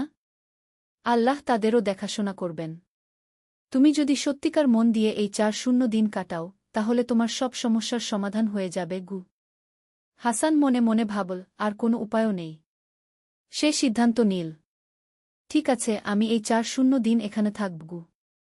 আব্দুল কাদির খুশি হয়ে বললেন, আল্লাহ তোমার সাহায্যকারী হন। এবার আমি চলি। প্রতিদিন ফজরের নামাজের পর তুমি গুহার একেবারে ভিতরের দিকে যাবে। সেখানে তুমি একটা ছোট্ট কক্ষ পাবে। সেখানেই তোমার ইবাদতের জায়গা। এই বলে আব্দুল কাদির গুহার বাইরে চলে গেলেন। হাসান ফজরের নামাজ পড়ে গুহার গভীরে গেল। সত্যিই সেখানে একটা ছোট্ট কক্ষ। দেয়ালে কুরআনের আয়াত লেখা। মেঝেতে একটা নামাজের জায়নামাজ আর একটা তসবিহ রাখা। হাসান সেখানেই বসে কুরআন পড়তে শুরু করল। কিছুক্ষণ পর পেট খারাপ লাগল। ভাবল, খাবার কোথায় পাব? হঠাৎ দেখল কক্ষের এক কোণায় একটা ছোট্ট পাত্রে রুটি আর কিছু খেজুর রাখা, আর পানির একটা বড় পাত্র। হাসান অবাক হল। সকালে তো এসব ছিল না। সে বুঝল এটাই আল্লাহর কুদরত। বিসমিল্লাহ বলে খাবার খেল। পেট ভরে গেল অল্প খাবারেই। এভাবে প্রথম দিন কাটল। দ্বিতীয় দিনেও সকালে ওই একই ব্যবস্থা, রুটি, খেজুর আর পানি। হাসান বুঝল আল্লাহ সত্যিই তার রিজিকের ব্যবস্থা করে দিয়েছেন। দিন যেতে লাগল। হাসান নিয়মিত নামাজ পড়ত, কুরআন তেলাওয়াত করত আর আল্লাহর জিকির করত। প্রতিদিন সে লা ইলাহা ইল্লাল্লাহু মুহাম্মাদুর রাসূলুল্লাহ 1000 বার পড়ত। 10ম দিনের দিকে হাসানের মনে একটা পরিবর্তন আসল। তার মধ্যে একটা অদ্ভুত শান্তি অনুভব হতে লাগল। দুনিয়ার সব চিন্তা যেন দূর হয়ে গেল। 20ম দিনে হাসান স্বপ্নে দেখল একজন লোক তার পরিবারের কাছে খাবার পৌঁছে দিচ্ছেন। মা আয়েশা আর 2 বোন খুশি হয়ে সে খাবার খাচ্ছে। হাসান বুঝল আল্লাহ তার পরিবারেরও দেখাশোনা করছেন। 30ম দিনে হাসানের মনে হল যেন সে আল্লাহর খুব কাছে চলে এসেছে। প্রতিটি নামাজে, প্রতিটি দোয়ায় তার চোখে পানি এসে যেত। 40তম দিন সকালে হাসান ফজরের নামাজ পড়ার পর দেখল হযরত আব্দুল কাদির আবার এসেছেন।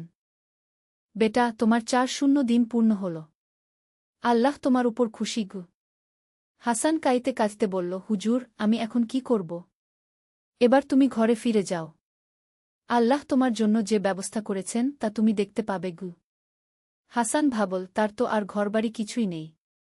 আব্দুল কাদির হেসে বললেন, তুমি চিন্তা করো না। আল্লাহ যখন কাউকে ভালোবাসেন তখন তার জন্য এমন ব্যবস্থা করেন যা সে কল্পনাও করতে পারে না গি। তৃতীয় অধ্যায়, পরিবর্তনের শুরু। হাসান গুহা থেকে বের হয়ে বাড়ির দিকে রওনা হল। 4 দিন পর আবার সে পথ দেখছে। কিন্তু এখন তার মনে কোনো দুশ্চিন্তা নেই। অন্তরে একটা অদ্ভুত প্রশান্তি। বাড়িতে পৌঁছে হাসান অবাক হয়ে গেল। তাদের পুরানো ভাঙা ঘরটা মেরামত হয়ে গেছে। নতুন চাদর দেওয়া, দরজা জানালা ঠিক করা। ভিতরে ঢুকে দেখল মা আয়শা অনেক সুস্থ লাগছে। মুখে হাসি। 2 বোন ফাতিমা আর জয়নবও খুশি দেখাচ্ছে। মা, আমি ফিরে এসেছি, হাসান বলল। আয়শা ছুটে এসে ছেলেকে জড়িয়ে ধরলেন।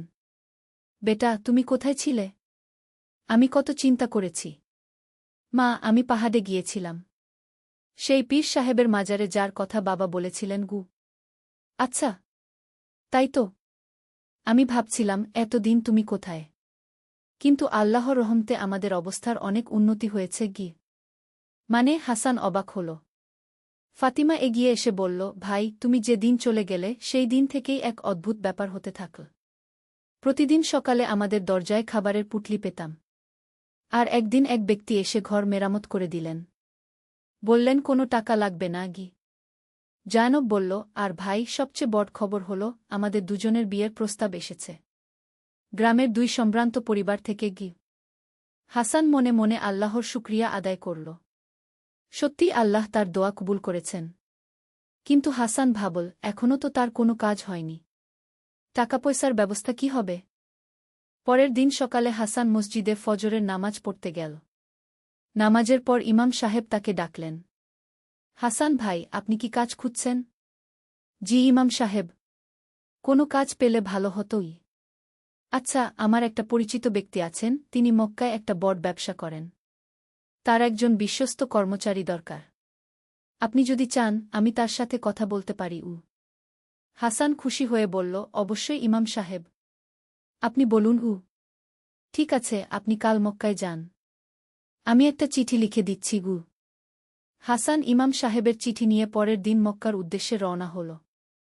এবার সে একা নয়, গ্রামের আরও কয়েকজন লোক মক্কায় যাচ্ছিল। তাদের সাথে গেল। মক্কায় পৌঁছে হাসান সেই ব্যবসায়ীর দোকান খুঁজে পেল। তার নাম আব্দুল রহমান আল কুরাইশি। তিনি একজন ধার্মিক এবং সৎ ব্যবসায়ী। হাসান তার কাছে ইমাম সাহেবের চিঠি দিল। আব্দুল রহমান চিঠি পড়ে হাসানের দিকে তাকালেন। তুমি কি সত্যিই বিশ্বস্ত? ইমাম সাহেব তোমার ব্যাপারে খুব ভালো কথা লিখেছেন গু। জি হুজুর, আমি সৎভাবে কাজ করার চেষ্টা করি। আব্দুল রহমান একটু ভেবে বললেন, আচ্ছা, আমি তোমাকে একটা সুযোগ দিচ্ছি। তুমি আমার দোকানে কাজ করবে। শুরুতে মাসে 50 দিরহাম বেতন। ভালো কাজ করলে বাড়ানো হবে। হাসান খুশিতে বলল, জাজাকাল্লাহু খায়রান হুজুর। আমি আপনাকে নিরাশ করব না গি। ইনশাআল্লাহ। তুমি আগামী সপ্তাহ থেকে কাজে যোগ দিতে পারো। হাসান বাড়ি ফিরে সবাইকে এই খবর দিল। সবাই খুশি হয়ে আল্লাহর শুকরিয়া আদায় করল। 1 সপ্তাহ পর হাসান মক্কায় কাজে যোগ দিল। আব্দুল রহমানের দোকানে সব ধরনের পণ্য বিক্রি হতো, কাপড়, মশলা, খেজুর, আতর। হাসানের কাজ ছিল খরিদ্দারদের সাথে কথা বলা, হিসাব রাখা আর দোকান পরিষ্কার রাখা। হাসান খুব সততার সাথে কাজ করতে লাগল। সে কখনো দেরি করত না, কখনো ভুল হিসাব করত না। খরিদ্দারদের সাথে বিনয়ী ব্যবহার করত। 3 মাস পরে আব্দুল রহমান হাসানকে ডেকে বললেন, হাসান, তুমি খুব ভালো কাজ করেছ। আমি তোমার বেতন বাড়িয়ে 70 দিরহাম করছি। হাসান কৃতজ্ঞ হয়ে বলল, আল্লাহ আপনার মঙ্গল করুন হুজুর। আরেকটা কথা, আমার মনে হয় তুমি শুধু কর্মচারী থেকে না, ব্যবসায়ী হওয়ার যোগ্যতা রাখ। তুমি কি নিজে কোনো ব্যবসা করার কথা ভেবেছ? হাসান অবাক হয়ে বলল, কিন্তু হুজুর, ব্যবসা করার মতো পুঁজি তো আমার নেই। আমি তোমাকে পুঁজি দিতে পারি। তুমি যদি চাও আমার সাথে অংশীদারিত্ব করতে পারগু। হাসান মনে মনে ভাবল, এ তো আল্লাহর অসীম কৃপা। সে বলল, হুজুর, আমি রাজি আছি গু। ভালো। তাহলে আমরা একটা ছোট ব্যবসা শুরু করব। তুমি গ্রামাঞ্চলে গিয়ে কৃষকদের কাছ থেকে সরাসরি ফসল কিনে আনবে। আর আমি মক্কায় সেগুলো বিক্রি করব। মুনাফা আমরা ভাগাভাগি করব। হাসান এই প্রস্তাবে রাজি হল। এভাবে শুরু হল তার ব্যবসায়িক জীবন। প্রথম বছরেই হাসানের ব্যবসা ভালো চল। তার সততা আর বিনিয়োগ ব্যবহারের কারণে কৃষকরা তাকে বিশ্বাস করত। আর মক্কার খরিদ্দাররাও তার পণ্যের গুণমানে সন্তুষ্ট ছিল। এই সময়ে হাসান তার 2 বোনের বিয়ে দিতে পারল। ফাতিমার বিয়ে হল একজন ভালো ছেলের সাথে যে একটা দোকানদারি করত। জায়নবের বিয়ে হল একজন শিক্ষিত যুবকের সাথে যে মসজিদে ইমামতি করত। 2 বোনের বিয়েতে হাসান বেশ খরচ করতে পারল। মায়ের চিকিৎসাও করাল। আয়শার স্বাস্থ্য অনেক ভালো হয়ে গেল। হাসানের নিজের বিয়ের কথাও আসতে লাগল। আব্দুল রহমান একদিন বললেন, হাসান, তোমার বয়স এখন 27। বিয়ে করার কথা ভাবছ না? হাসান বলল, ভাবছি হুজুর, কিন্তু ভালো মেয়ে খুঁজে পাচ্ছি না গি। আমার এক বন্ধু আছেন, তার একটা মেয়ে আছে। খুব ভালো পরিবার, মেয়েটাও ধার্মিক। তুমি চাইলে আমি কথা বলতে পারি গি। হাসান রাজি হল। আব্দুল রহমান কথা বলার পর দেখা গেল সেই পরিবারও হাসানের প্রস্তাবে রাজি। মেয়েটির নাম খাদিজা। তার বাবা একজন আলেম ছিলেন। মেয়ে কুরআন হাফেজ এবং হাদিসের গানও রাখে। হাসান আর খাদিজার বিয়ে হয়ে গেল। খাদিজা খুব ভালো স্ত্রী প্রমাণিত হল। সে হাসানের ব্যবসায়িক কাজেও সাহায্য করত। 4র্থ অধ্যায়, নতুন চ্যালেঞ্জ।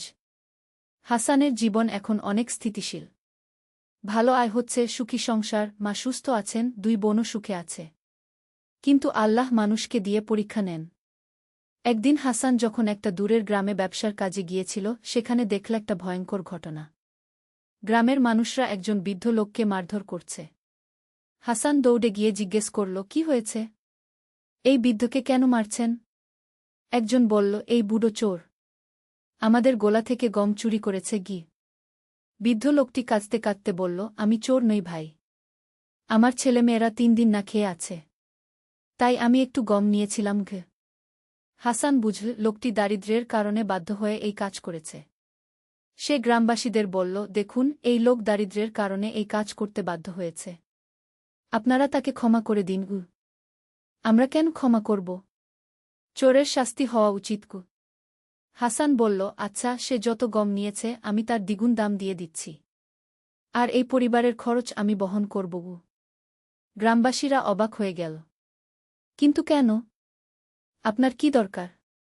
হাসান বলল, আল্লাহ আমাকে যে রিজিক দিয়েছেন সেটা শুধু আমার জন্য নয়। গরিব মানুষদের সাহায্য করা আমার দায়িত্ব। হাসান সেই বৃদ্ধের পরিবারকে খাবার কিনে দিল। তার ছেলে মেয়েদের কাজের ব্যবস্থাও করে দিল। বৃদ্ধ লোকটি হাসানের পা ধরে কাঁদতে লাগল। আল্লাহ আপনার মঙ্গল করুন বেটা। আপনি আমার জীবন বাঁচালেন। এই ঘটনার পর হাসান ভাবতে লাগল, তার চারপাশে কত মানুষ দারিদ্র্যের মধ্যে আছে। তার উচিত তাদের সাহায্য করা। হাসান বাড়ি ফিরে স্ত্রী খাদিজার সাথে এ বিষয়ে কথা বলল। খাদিজা বলল, আপনি ঠিক ভেবেছেন। আমরা যদি গরিব মানুষদের সাহায্য না করি, তাহলে আল্লাহর দেওয়া সম্পদের হক আদায় করতে পারব না। হাসান সিদ্ধান্ত নিল, সে তার মুনাফার একটা অংশ গরিব মানুষদের মধ্যে বিতরণ করবে। প্রথমে হাসান তার নিজের গ্রামের গরিব পরিবারগুলোকে সাহায্য করতে শুরু করল। কেউ খাবার চাইলে খাবার দিত, কেউ কাপড় চাইলে কাপড় দিত। কারো বিয়ের খরচ দরকার হলে সেটাও দিত। এভাবে হাসানের নাম ছড়িয়ে পড়ল। দূরদূরান্ত থেকে মানুষ তার কাছে সাহায্যের জন্য আসতে লাগল। একদিন হাসানের কাছে একটি মহিলা এল। তার সাথে ছোট্ট একটি ছেলে। মহিলা কাঁদতে কাঁদতে বলল, ভাই, আমার স্বামী মারা গেছেন। আমার কোনো আয়ের পথ নেই। এই ছেলেটা না খেয়ে মরে যাচ্ছে গি। হাসান তাৎক্ষণিক খাবার এনে দিল। তারপর বলল, বোন, আপনি কি কাজ পারেন? আমি সেলাই পারি। ভালো, আমি আপনার জন্য কাজের ব্যবস্থা করে দিচ্ছি। আমার স্ত্রী খাদিজা কাপড় সেলাইয়ের একটা কাজ শুরু করেছেন। আপনি সেখানে কাজ করতে পারবেন। এভাবে হাসান শুধু খরাত দিত না, মানুষদের কাজের ব্যবস্থাও করে দিত। কয়েক বছর পর হাসানের একটি ছেলে হল।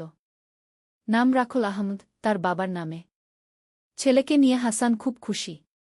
কিন্তু আহমদ যখন 3 বছর বয়স, তখন হঠাৎ সে খুব অসুস্থ হয়ে পড়ল। উচ্চ জ্বর আর খিঁচুনি। হাসান মক্কার সব ভালো হাকিমদের কাছে নিয়ে গেল। কিন্তু কেউ বলতে পারল না কি রোগ। খাদিজা দিনরাত ছেলের পাশে বসে থাকত। হাসান কাজকর্ম ছেড়ে দিয়ে শুধু ছেলের সেবা করত। 1 সপ্তাহ পর ছোট্ট আহমদ মারা গেল। হাসান আর খাদিজা প্রচণ্ড কষ্ট পেল। কিন্তু তারা জানত এটা আল্লাহর ফয়সালা। ইন্না লিল্লাহি ওয়া ইন্না ইলাইহি রাজিউন বলে তারা ছেলের জানাজার আয়োজন করল। ছেলের মৃত্যুর পর হাসানের জীবনে একটা বিরাট পরিবর্তন এল। সে আগের চেয়েও বেশি আল্লাহর ইবাদত করতে লাগল, আর গরিব মানুষদের সেবায় নিজেকে নিয়োজিত রাখল। হাসান বুঝল দুনিয়ার সব কিছুই অস্থায়ী, শুধুমাত্র আল্লাহই স্থায়ী। পঞ্চম অধ্যায়, মহত্বের পথে। ছেলের মৃত্যুর পর হাসান আরও গভীরভাবে ইসলামী শিক্ষায় মনোনিবেশ করল। সে মক্কার বিভিন্ন আলেমদের কাছে হাদিস আর ফিকহ শিখতে লাগল। একদিন এক আলেম হাসানকে বললেন, তুমি যে পরিমাণ গরিব মানুষদের সেবা করছ এটা খুবই প্রশংসনীয়। কিন্তু তুমি কি জানো সবচেয়ে বড় সেবা কি? হাসান বলল, কি হুজুর? মানুষদের ইসলামের সঠিক শিক্ষা দেওয়া। অনেক মানুষ আছে যারা নামাজ রোজা করে কিন্তু ইসলামের প্রকৃত শিক্ষা জানে না। এই কথা শুনে হাসান ভাবতে লাগল, সত্যিই তো তার চারপাশের অনেক মানুষ ইসলামের বুনিয়াদী শিক্ষাই জানে না। হাসান সিদ্ধান্ত নিল সে একটা মাদ্রাসা বানাবে, যেখানে গরিব পরিবারের ছেলেমেয়েরা বিনামূল্যে ইসলামী শিক্ষা পাবে। হাসান তার সিদ্ধান্ত খাদিজাকে জানাল। খাদিজা খুশি হয়ে বলল, এটা খুবই ভালো একটা কাজ হবে। হাসান প্রথমে তার নিজের গ্রামেই একটা ছোট্ট মাদ্রাসা স্থাপন করল। একজন যোগ্য আলেমকে নিযোগ দিল। শুরুতে ২০ জন ছেলেমেয়ে ভর্তি হল। মাদ্রাসার সব খরচ হাসান বহন করত। ছাত্রদের বইখাতা, খাবার, থাকার ব্যবস্থা, সব কিছু। প্রথম বছরেই মাদ্রাসার সুনাম ছড়িয়ে পড়ল। দূরদূরান্ত থেকে ছেলেমেয়েরা পড়াশোনার জন্য আসতে লাগল। হাসান দেখল শিক্ষার চাহিদা অনেক। সে আরও ২টা মাদ্রাসা বানাল। এই সময় হাসানের আরেকটি সন্তান হল, একটি মেয়ে। নাম রাখল ফাতিমা, তার বোনের নামে। ছোট্ট ফাতিমাকে নিয়ে হাসান আর খাদিজা খুব খুশি। এবার তারা আগের চেয়ে বেশি সতর্ক। কিন্তু ফাতিমা সুস্থ ছিল। যখন ফাতিমা ৫ বছর বয়স, তখন হাসানের আরেকটি ছেলে হল। নাম রাখল উমর। এবার হাসানের পরিবার পূর্ণ হল। ২ সন্তান, ফাতিমা আর উমর। হাসান তার সন্তানদের ভালো ইসলামী শিক্ষা দিতে লাগল। নিজেই তাদের কুরআন পড়তে শেখাল। একদিন ছোট্ট ফাতিমা বাবাকে জিজ্ঞেস করল, আব্বু, আপনি কেন এত গরিব মানুষদের সাহায্য করেন? হাসান মেয়েকে কোলে নিয়ে বলল, বেটি, আল্লাহ আমাদের যে সম্পদ দিয়েছেন সেটা শুধু আমাদের জন্য নয়। গরিব মানুষদের সাহায্য করা আমাদের দায়িত্ব। কিন্তু সবাই তো এমন করে না। সেজন্যই তো আমাদের করতে হবে। আল্লাহ যাকে বেশি দিয়েছেন তার কাছে বেশি দায়িত্বও চান। ফাতিমা মাথা নেড়ে বলল, আমিও বড় হয়ে গরিব মানুষদের সাহায্য করব। হাসান মেয়ের মাথায় হাত বুলিয়ে দিল। এদিকে হাসানের ব্যবসা আরও বড় হয়ে গেল। এখন তার কয়েকটি দোকান, একটি গুদাম আর অনেক কর্মচারী। কিন্তু ব্যবসা বড় হওয়ার সাথে সাথে হাসানের সামনে নতুন চ্যালেঞ্জ এল। একদিন হাসানের একজন প্রতিদ্বন্দ্বী ব্যবসায়ী তার কাছে এসে বলল, হাসান, তুমি আমাদের ব্যবসা নষ্ট করে দিচ্ছ। তোমার দাম এত কম কেন? হাসান বলল, আমি ন্যায্য দামে বিক্রি করি। কোনো অতিরিক্ত মুনাফা নিই না। কিন্তু এতে আমাদের ব্যবসায় ক্ষতি হচ্ছে। এটা আমার দোষ নয়। আপনারাও ন্যায্য দামে বিক্রি করুন। সেই ব্যবসায়ী রাগ করে চলে গেল। কিছুদিন পর হাসান শুনল তার বিরুদ্ধে কিছু ব্যবসায়ী ষড়যন্ত্র করছে। একদিন রাতে হাসানের একটি গুদামে আগুন লেগে গেল। অনেক পণ্য পুড়ে গেল। হাসান বুঝল এটা দুর্ঘটনা নয়, কেউ ইচ্ছাকৃতভাবে করেছে। কিন্তু সে কোনো অভিযোগ করল না। খাদিজা বলল, আপনি অভিযোগ করুন না কেন? হাসান বলল, আল্লাহ সবকিছু দেখছেন, তিনি ইনসাফ করবেন। কয়েকদিন পর আরেকটি ঘটনা ঘটল। হাসানের একটি কাফেলা রাস্তায় ডাকাতদের হাতে লুট হয়ে গেল। এখন হাসানের ব্যবসায় বড় ক্ষতি। তার অনেক টাকা গেল। কিন্তু হাসান হতাশ হল না। সে আল্লাহর উপর ভরসা রেখে আবার নতুন করে শুরু করল। ষষ্ঠ অধ্যায়, পরীক্ষার সময়। হাসানের ব্যবসায়িক ক্ষতির পর তার আর্থিক অবস্থা খারাপ হয়ে গেল। যে পরিমাণ টাকা সে গরিব মানুষদের সাহায্যের জন্য দিত, এখন সেই সামর্থ্য নেই। মাদ্রাসাগুলো চালানোও কষ্টকর হয়ে উঠল। হাসান তার নিজের খরচ কমিয়ে দিল, কিন্তু মাদ্রাসার খরচ বন্ধ করল না। খাদিজা একদিন বলল, আপনি কিছু মাদ্রাসা বন্ধ করে দিন। এত খরচ চালানো সম্ভব হবে না। হাসান বলল, না, এই মাদ্রাসাগুলো বন্ধ করা যাবে না। এত ছেলেমেয়ে পড়াশোনা করছে, তাদের ভবিষ্যৎ নষ্ট করতে পারি না। তাহলে কি করবেন? আল্লাহ কোনো পথ বের করবেন গু। হাসান আরও কঠোর পরিশ্রম করতে লাগল। দিনে ব্যবসা, রাতে হিসাব নিকাশ। তার স্বাস্থ্য খারাপ হতে লাগল। একদিন হাসান অজ্ঞান হয়ে পড়ল দোকানেই। লোকজন তাকে বাড়িতে নিয়ে এল। হাকিম দেখে বলল, হাসান ভাই, আপনি অতিরিক্ত পরিশ্রম করছেন। শরীর দুর্বল হয়ে গেছে। বিশ্রাম নিতে হবে গু। কিন্তু হাসান বিশ্রাম নিতে পারে না। এত দায়িত্ব, এত মানুষ তার উপর নির্ভরশীল। একদিন সকালে হাসান নামাজ পড়ার পর দীর্ঘ দোয়া করল। হে আল্লাহ, আমি আপনার কাছে সাহায্য চাই। আমার সাহসের আলো। একটি ইসলামিক যুদ্ধের গল্প। প্রথম অধ্যায়, ঝড়ের পূর্বাভাস। আরবের মরুভূমিতে সূর্য ডুবে যাওয়ার সাথে সাথে মদিনার আকাশ রক্তিম হয়ে উঠেছিল। কিন্তু এই লালিমা শুধু সূর্যাস্তের নয়, আসন্ন যুদ্ধের ইঙ্গিত বহন করছিল। হরত উমর এর খেলাফতকালের এক দুর্যোগময় সময়ের কথা এটি। আবদুল্লাহ ইবনে মাসুদ তার ছোট ভাই আহমাদের সাথে মসজিদে নব্বীর আঙিনায় বসেছিলেন। আহমাদ মাত্র ১৬ বছরের যুবক, কিন্তু তার চোখে জ্বলছিল জিহাদের আগুন। সে বারবার বলছিল, ভাই, আমাকে যুদ্ধে যেতে দাও। ইসলামের জন্য প্রাণ দিতে পারলে আমি ধন্য হব গো। আবদুল্লাহ তার ভাইয়ের কাঁধে হাত রেখে বললেন, আহমাদ, যুদ্ধ শুধু তরবারির লড়াই নয়। এটা ঈমান আর ধৈর্যের পরীক্ষা। তুমি প্রস্তুত আছ সেই পরীক্ষার জন্য? রাসূলুল্লাহ এর সাহাবী আবু আইজুব আনসারী তখন তাদের কাছে এসে বসলেন। তার পুরো শরীরে যুদ্ধের চিহ্ন। তিনি বললেন, বেটা আহমাদ, তোমার উৎসাহ দেখে আমার নিজের যৌবনের কথা মনে পড়ে। কিন্তু মনে রাখো, আল্লাহর পথে জিহাদ শুধু শত্রুর বিরুদ্ধে নয়, নিজের নফসের বিরুদ্ধেও। সেই সময় একজন বার্তাবাহক এসে খবর দিল যে বাইজেন্টাইন সাম্রাজ্যের বিশাল সেনাবাহিনী দামেস্কের দিকে অগ্রসর হচ্ছে। তারা মুসলমানদের নতুন বিজয়গুলো পুনরুদ্ধার করতে চায়। হরত উমর সাহাবীদের একটি জরুরি পরামর্শ সভার আহ্বান করেছেন। দ্বিতীয় অধ্যায়, প্রস্তুতির দিনগুলো। পরের দিন ফজরের নামাজের পর মুসলিম সেনাবাহিনীর প্রস্তুতি শুরু হল।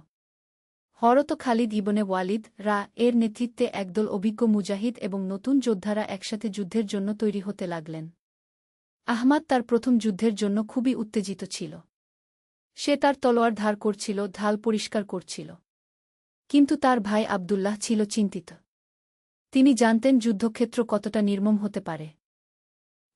আবদুল্লাহ বললেন, চলো আজ রাতে কিছু বিশেষ দোয়া পড়ি। রাসূল যুদ্ধের আগে যে দোয়াগুলো পড়তেন রাতে দুই ভাই একসাথে তাহাজ্জুদ নামাজ পড়লেন। আহমাদ দোয়া করল, ইয়া আল্লাহ, আমাকে একজন সত্যিকারের মুজাহিদ বানাও। আমাকে সাহস দাও, কিন্তু অহংকার থেকে রক্ষা করব। আবদুল্লাহ তার ভাইয়ের জন্য কাঁদতে কাঁদতে দোয়া করলেন, ইয়া রব, আমার ভাইকে হেফাজত কর। তার ঈমান যেন আরও মজবুত হয়। পরের দিন সকালে খালিদ ইবনে ওয়ালিদ সকল মুজাহিদদের একত্রিত করে ভাষণ দিলেন। তিনি বললেন, হে মুমিনগণ, আজ আমরা শুধু একটি যুদ্ধে যাচ্ছি না, বরং ইসলামের নূরকে ছড়িয়ে দেওয়ার জন্য জিহাদে যাচ্ছি। মনে রাখবেন, আমাদের লক্ষ্য ধ্বংস নয়, বরং শান্তি প্রতিষ্ঠা। তৃতীয় অধ্যায়, যুদ্ধক্ষেত্রের পথে। মুসলিম বাহিনী দামেস্কের দিকে রওনা হল। পথে তারা ছোট ছোট গ্রামের পাশ দিয়ে যাচ্ছিল। আহমাদ লক্ষ্য করল যে মুসলিম সৈন্যরা কোনো ফসল নষ্ট করছে না, কোনো নিরপরাধ মানুষের ক্ষতি করছে না। এমনকি পানির কূপগুলোও তারা দূষিত করছে না। ভাই, এটা কেমন যুদ্ধ? আহমাদ জিজ্ঞাসা করল। আমি তো ভেবেছিলাম যুদ্ধ মানে সব কিছু ধ্বংস করা। আবদুল্লাহ মুস্কি হেসে বললেন, এটাই ইসলামিক জিহাদের বিশেষত্ব। আমরা ন্যায় প্রতিষ্ঠার জন্য লড়ি, ধ্বংসের জন্য নয়। রাসূল আমাদের শিখিয়েছেন যুদ্ধেও আদবকায়দা মেনে চলতে। পথে তারা একটি খ্রিস্টান গ্রামের পাশ দিয়ে যাচ্ছিল। গ্রামের লোকেরা ভয় পেয়ে লুকিয়েছিল। খালিদ তার বাহিনী থামিয়ে গ্রামবাসীদের ডেকে বললেন, ভয় পেজো না। আমরা তোমাদের কোনো ক্ষতি করব না। তোমরা তোমাদের ধর্ম পালন করতে পারো। একজন বয়স্ক খ্রিস্টান পুরোহিত এগিয়ে এসে বলল, আপনারা সত্যিই অন্যরকম। আমরা শুনেছিলাম আপনারা সবাইকে ইসলাম গ্রহণে বাধ্য করেন। খালিদ বললেন, ধর্মের ব্যাপারে কোনো জবরদস্তি নেই। এটা আমাদের পবিত্র কুরআনের শিক্ষা। আহমাদ এই ঘটনা দেখে অভিভূত হয়ে গেল।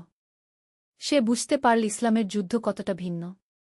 চতুর্থ অধ্যায়, প্রথম সংঘর্ষ। ৩ দিন পর মুসলিম বাহিনী দামেস্কের কাছে পৌঁছাল। সেখানে তারা দেখতে পেল বিশাল বাইজেন্টাইন সেনাবাহিনী। তাদের সংখ্যা মুসলমানদের চেয়ে ৩ গুণ বেশি। সোনালি বর্ম, চকচকে তলোয়ার আর অগণিত ঘোড়া। আহমাদের হৃদয় প্রথমবার ভয়ে কেঁপে উঠল। ইয়া আল্লাহ, এত বড় বাহিনী, সে মনে মনে বলল। আব্দুল্লাহ তার ভাইয়ের কাঁধে হাত রেখে বললেন, মনে কর বদরের যুদ্ধের কথা। সেখানেও মুসলমানরা সংখ্যায় কম ছিল, কিন্তু আল্লাহর সাহায্য ছিল। খালিদ ইবনে ওয়ালিদ তার কৌশল তৈরি করলেন। তিনি জানতেন শুধু সংখ্যাবল দিয়ে যুদ্ধ জেতা যায় না। প্রয়োজন হয় দক্ষতা, কৌশল আর সবার উপরে আল্লাহর সাহায্য। সন্ধ্যার সময় প্রথম সংঘর্ষ হল। বাইজেন্টাইন অশ্বারোহীরা মুসলিম বাহিনীর উপর আক্রমণ করল। আহমাদ জীবনে প্রথমবার প্রকৃত যুদ্ধের মুখোমুখি হল। তলোয়ারের ঝঞ্ঝনানি, ঘোড়ার রেশাধ্বনি, আহতদের আর্তনাদ, সব কিছু মিলে এক ভয়ঙ্কর পরিবেশ তৈরি হল। আহমাদ প্রথমে হতভম্ব হয়ে গিয়েছিল, কিন্তু যখন দেখল একজন বাইজেন্টাইন সৈন্য তার দিকে তলোয়ার নিয়ে এগিয়ে আসছে, তখন তার প্রশিক্ষণ কাজে আসল। আল্লাহু আকবার বলে সে তার প্রথম যুদ্ধে অবতীর্ণ হল। কিন্তু যুদ্ধ তার কল্পনার চেয়ে অনেক কঠিন ছিল। প্রতিটি মুহূর্তে মৃত্যু আর জীবনের মধ্যে দোটানা। পঞ্চম অধ্যায়, পরীক্ষার সময়। রাতের বেলা যুদ্ধ থেমে গেল। মুসলিম শিবিরে আহত সৈন্যদের চিকিৎসা চলছিল। আহমাদ তার প্রথম যুদ্ধের অভিজ্ঞতায় ভীষণ কাঁপছিল। সে দেখেছিল মৃত্যু, দেখেছিল রক্ত, দেখেছিল যন্ত্রণা। ভাই, এটা কি সত্যিই আল্লাহর পথ? আহমাদ তার ভাইয়ের কাছে এসে জিজ্ঞাসা করল। এত কষ্ট, এত মৃত্যুগু? আব্দুল্লাহ বুঝতে পারলেন তার ভাই একটি গভীর সংকটের মুখোমুখি। এটা প্রতিটি নতুন মুজাহিদের সাথেই হয়। তিনি আহমাদকে একটি আহত সাহাবীর কাছে নিয়ে গেলেন।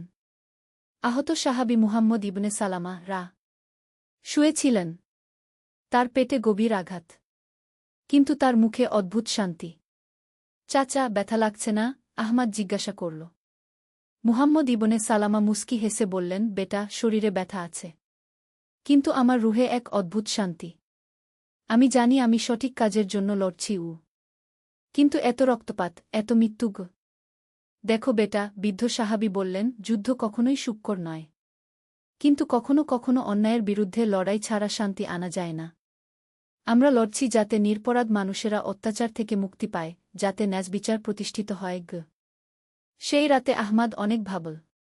সে দেখেছিল যুদ্ধের ভয়াবহতা, কিন্তু সে এটাও দেখেছিল যে মুসলিম সৈন্যরা নিরপরাধদের রক্ষা করছে, আহতদের সেবা করছে, এমনকি শত্রু আহতদেরও চিকিৎসা দিচ্ছে।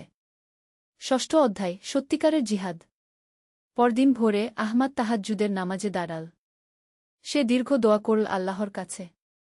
ইয়া আল্লাহ, আমি বুঝতে পারছি না, আমাকে সঠিক পথ দেখাও। নামাজের পর সে দেখল খালিদ ইবনে ওয়ালিদ একা বসে কুরআন তেলাওয়াত করছেন। এই মহান সেনাপতি, যিনি কখনো কোনো যুদ্ধে হারেননি, তিনি কাঁদছিলেন। আহমাদ সাহস করে কাছে গিয়ে জিজ্ঞাসা করল, চাচা, আপনি কাঁদছেন কেন? খালিদ বললেন, বেটা, আমি এই আয়াতটি পড়ছিলাম, যে একজন নিরপরাধ মানুষকে হত্যা করল, সে যেন সমগ্র মানবজাতিকে হত্যা করল। আমি কাঁদছি এই ভেবে যে কাল যুদ্ধে যদি কোনো নিরপরাধের ক্ষতি হয়ে যায়। কিন্তু চাচা, যুদ্ধে তো এটা হতেই পারে। না বেটা, খালিদ বললেন, একজন সত্যিকারের মুজাহিদ তার প্রতিটি আঘাতের জন্য জবাবদিহি করতে হবে। আমরা লড়ি ন্যায়ের জন্য, প্রতিশোধের জন্য নয়। এই কথোপকথনের পর আহমাদের মন অনেক পরিষ্কার হয়ে গেল। সে বুঝতে পারল জিহাদ শুধু তলোয়ার চালানো নয়, এটা একটি আধ্যাত্মিক সংগ্রামও। দ্বিতীয় দিনের যুদ্ধ আরও তীব্র হল। বাইজেন্টাইনরা তাদের সব শক্তি দিয়ে আক্রমণ করল। কিন্তু এবার আহমাদ ভিন্ন ছিল। সে লড়ছিল, কিন্তু মনে রাখছিল খালিদ এর কথা। যুদ্ধের এক পর্যায়ে আহমাদ দেখল একজন বাইজেন্টাইন সৈন্য আহত অবস্থায় পড়ে আছে। সৈন্যটি তার দিকে সাহায্যের জন্য হাত বাড়িয়েছে। কিছুক্ষণের জন্য আহমাদ দ্বিধায় পড়ে গেল। এটা তো শত্রু। কিন্তু তখন তার মনে পড়ল রাসূল এর হাদিস, প্রতিটি সৃষ্টির প্রতি দয়া কর, ও সে তার পানির পাত্র থেকে শত্রু সৈন্যকে পানি খাওয়াল। বাইজেন্টাইন সৈন্যটি অবাক হয়ে বলল, তুমি কেন আমাকে সাহায্য করলে? আমি তো তোমার শত্রু। আহমাদ বলল, আমি মুসলিম। আমার ধর্ম আমাকে শিখিয়েছে মানবতার সেবা করতে। সপ্তম অধ্যায়, বিজয় ও পরাজয়। তৃতীয় দিনের যুদ্ধে মুসলিম বাহিনী একটি কৌশলগত বিজয় অর্জন করল। খালিদ এর অসাধারণ রণকৌশলে বাইজেন্টাইন বাহিনী পিছু হটতে বাধ্য হল। কিন্তু এই বিজয় আনন্দের সাথে সাথে দুঃখ এনেছিল। আহমাদের ভাই আব্দুল্লাহ যুদ্ধে গুরুতর আহত হয়েছিলেন। তার বুকে একটি বর্শা বিঁধেছিল। যুদ্ধ শেষ হওয়ার পর আহমাদ তার ভাইয়ের কাছে ছুটে গেল। ভাই ভাই, আহমাদ কাঁদতে কাঁদতে বলল। তুমি কিছু হবে না, আমি ডাক্তার নিয়ে আসছি গু।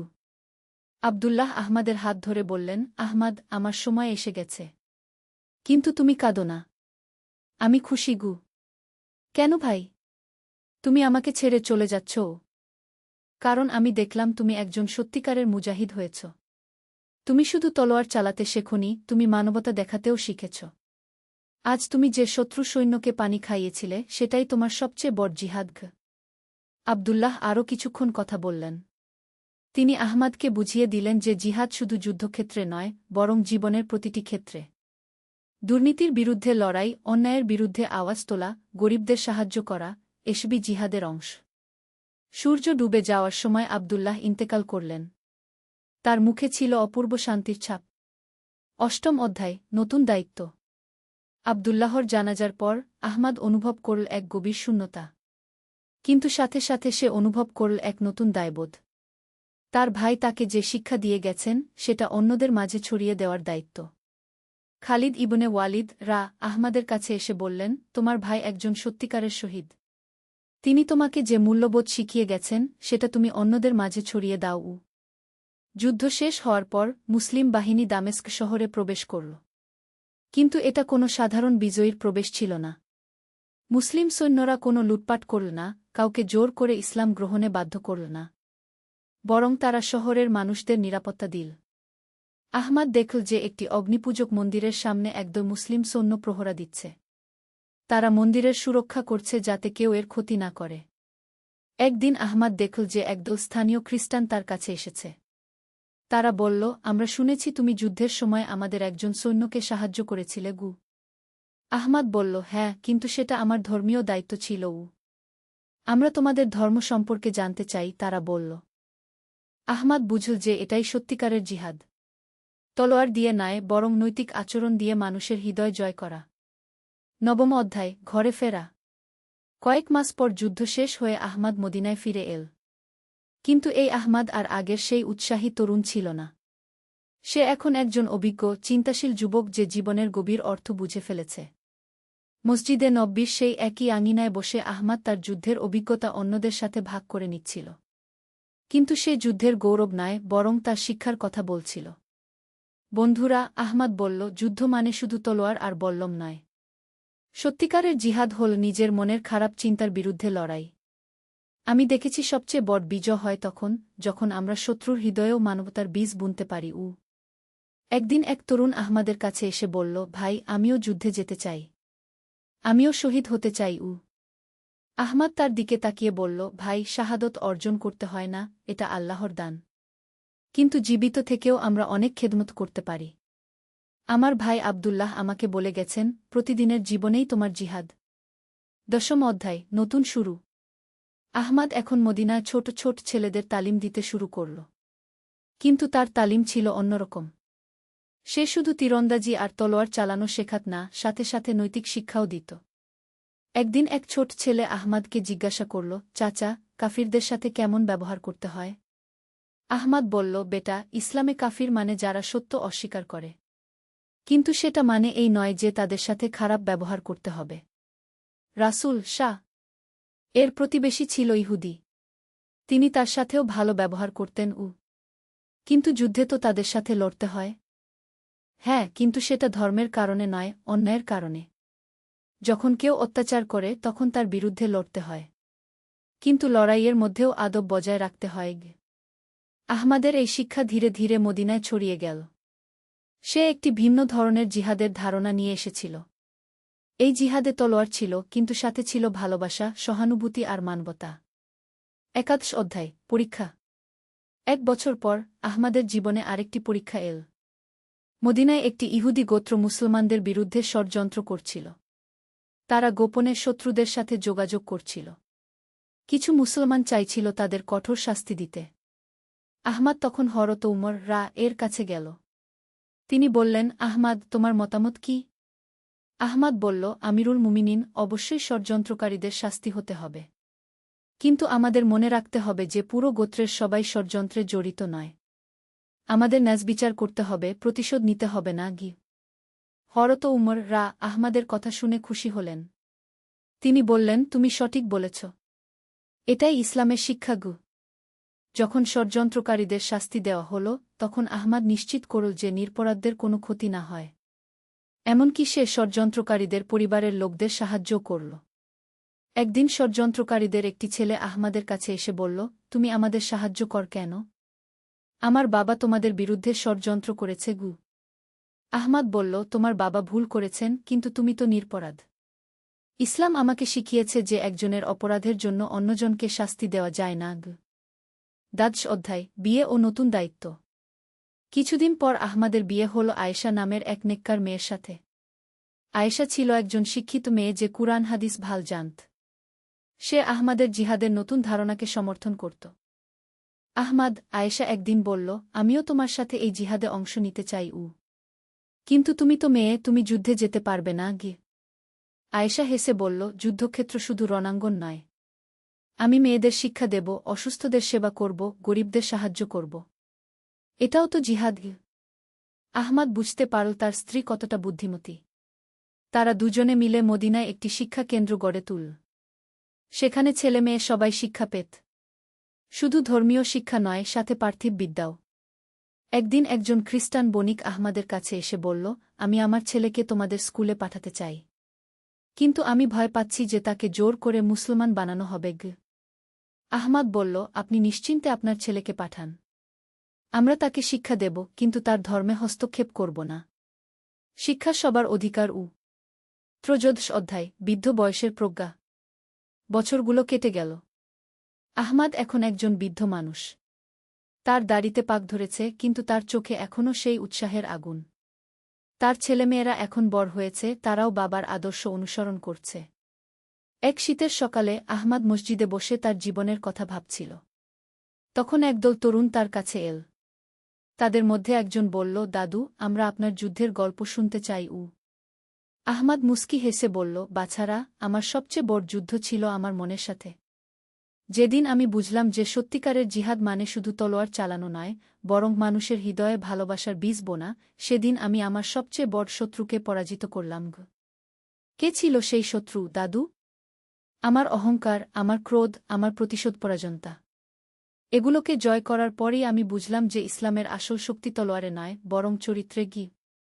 তরুণদের মধ্যে একজন বলল, কিন্তু দাদু, এখনকার যুগে তো অনেক অন্যায় হচ্ছে। আমাদের কি লড়াই করা উচিত নয়? আহমাদ বলল, অবশ্যই লড়াই করতে হবে। কিন্তু মনে রেখো, প্রতিটি অন্যায়ের বিরুদ্ধে তলোয়ার তুলতে হবে না। কখনো কখনো কলম বেশি শক্তিশালী, কখনো কখনো ভালোবাসা বেশি কার্যকর। আর সবচেয়ে বড় কথা হল, আমাদের নিজেদের চরিত্রই হবে আমাদের সবচেয়ে বড় অস্ত্র। চতুর্দশ অধ্যায়, শেষ যাত্রা। আহমাদের বয়স এখন ৭০। তার শরীর দুর্বল হয়ে এসেছে, কিন্তু তার ঈমান আরও মজবুত। একদিন সে বুঝতে পারল যে তার সময় এসে গেছে। তার পরিবার, বন্ধুবান্ধব, ছাত্রছাত্রী সবাই তার চারপাশে জড়ো হয়েছিল। আহমাদ তার শেষ উপদেশ দিতে চাইল। আমার প্রিয় সন্তানেরা, সে বলল, আমি তোমাদের একটা গল্প বলি। অনেক বছর আগে আমি একজন উৎসাহী তরুণ ছিলাম যে ভাবত জিহাদ মানে শুধু যুদ্ধ।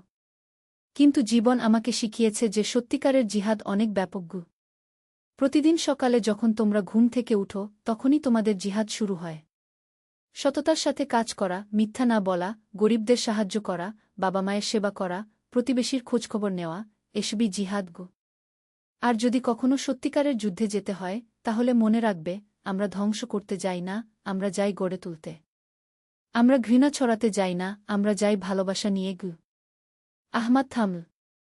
তার চোখ দিয়ে পানি গড়িয়ে পড়ছিল। আমার ভাই আব্দুল্লাহ আমাকে যে শিক্ষা দিয়েছিল, তা আমি তোমাদের দিয়ে গেলাম। এখন তোমরাই এটা পরের প্রজন্মের কাছে পৌঁছে দাও।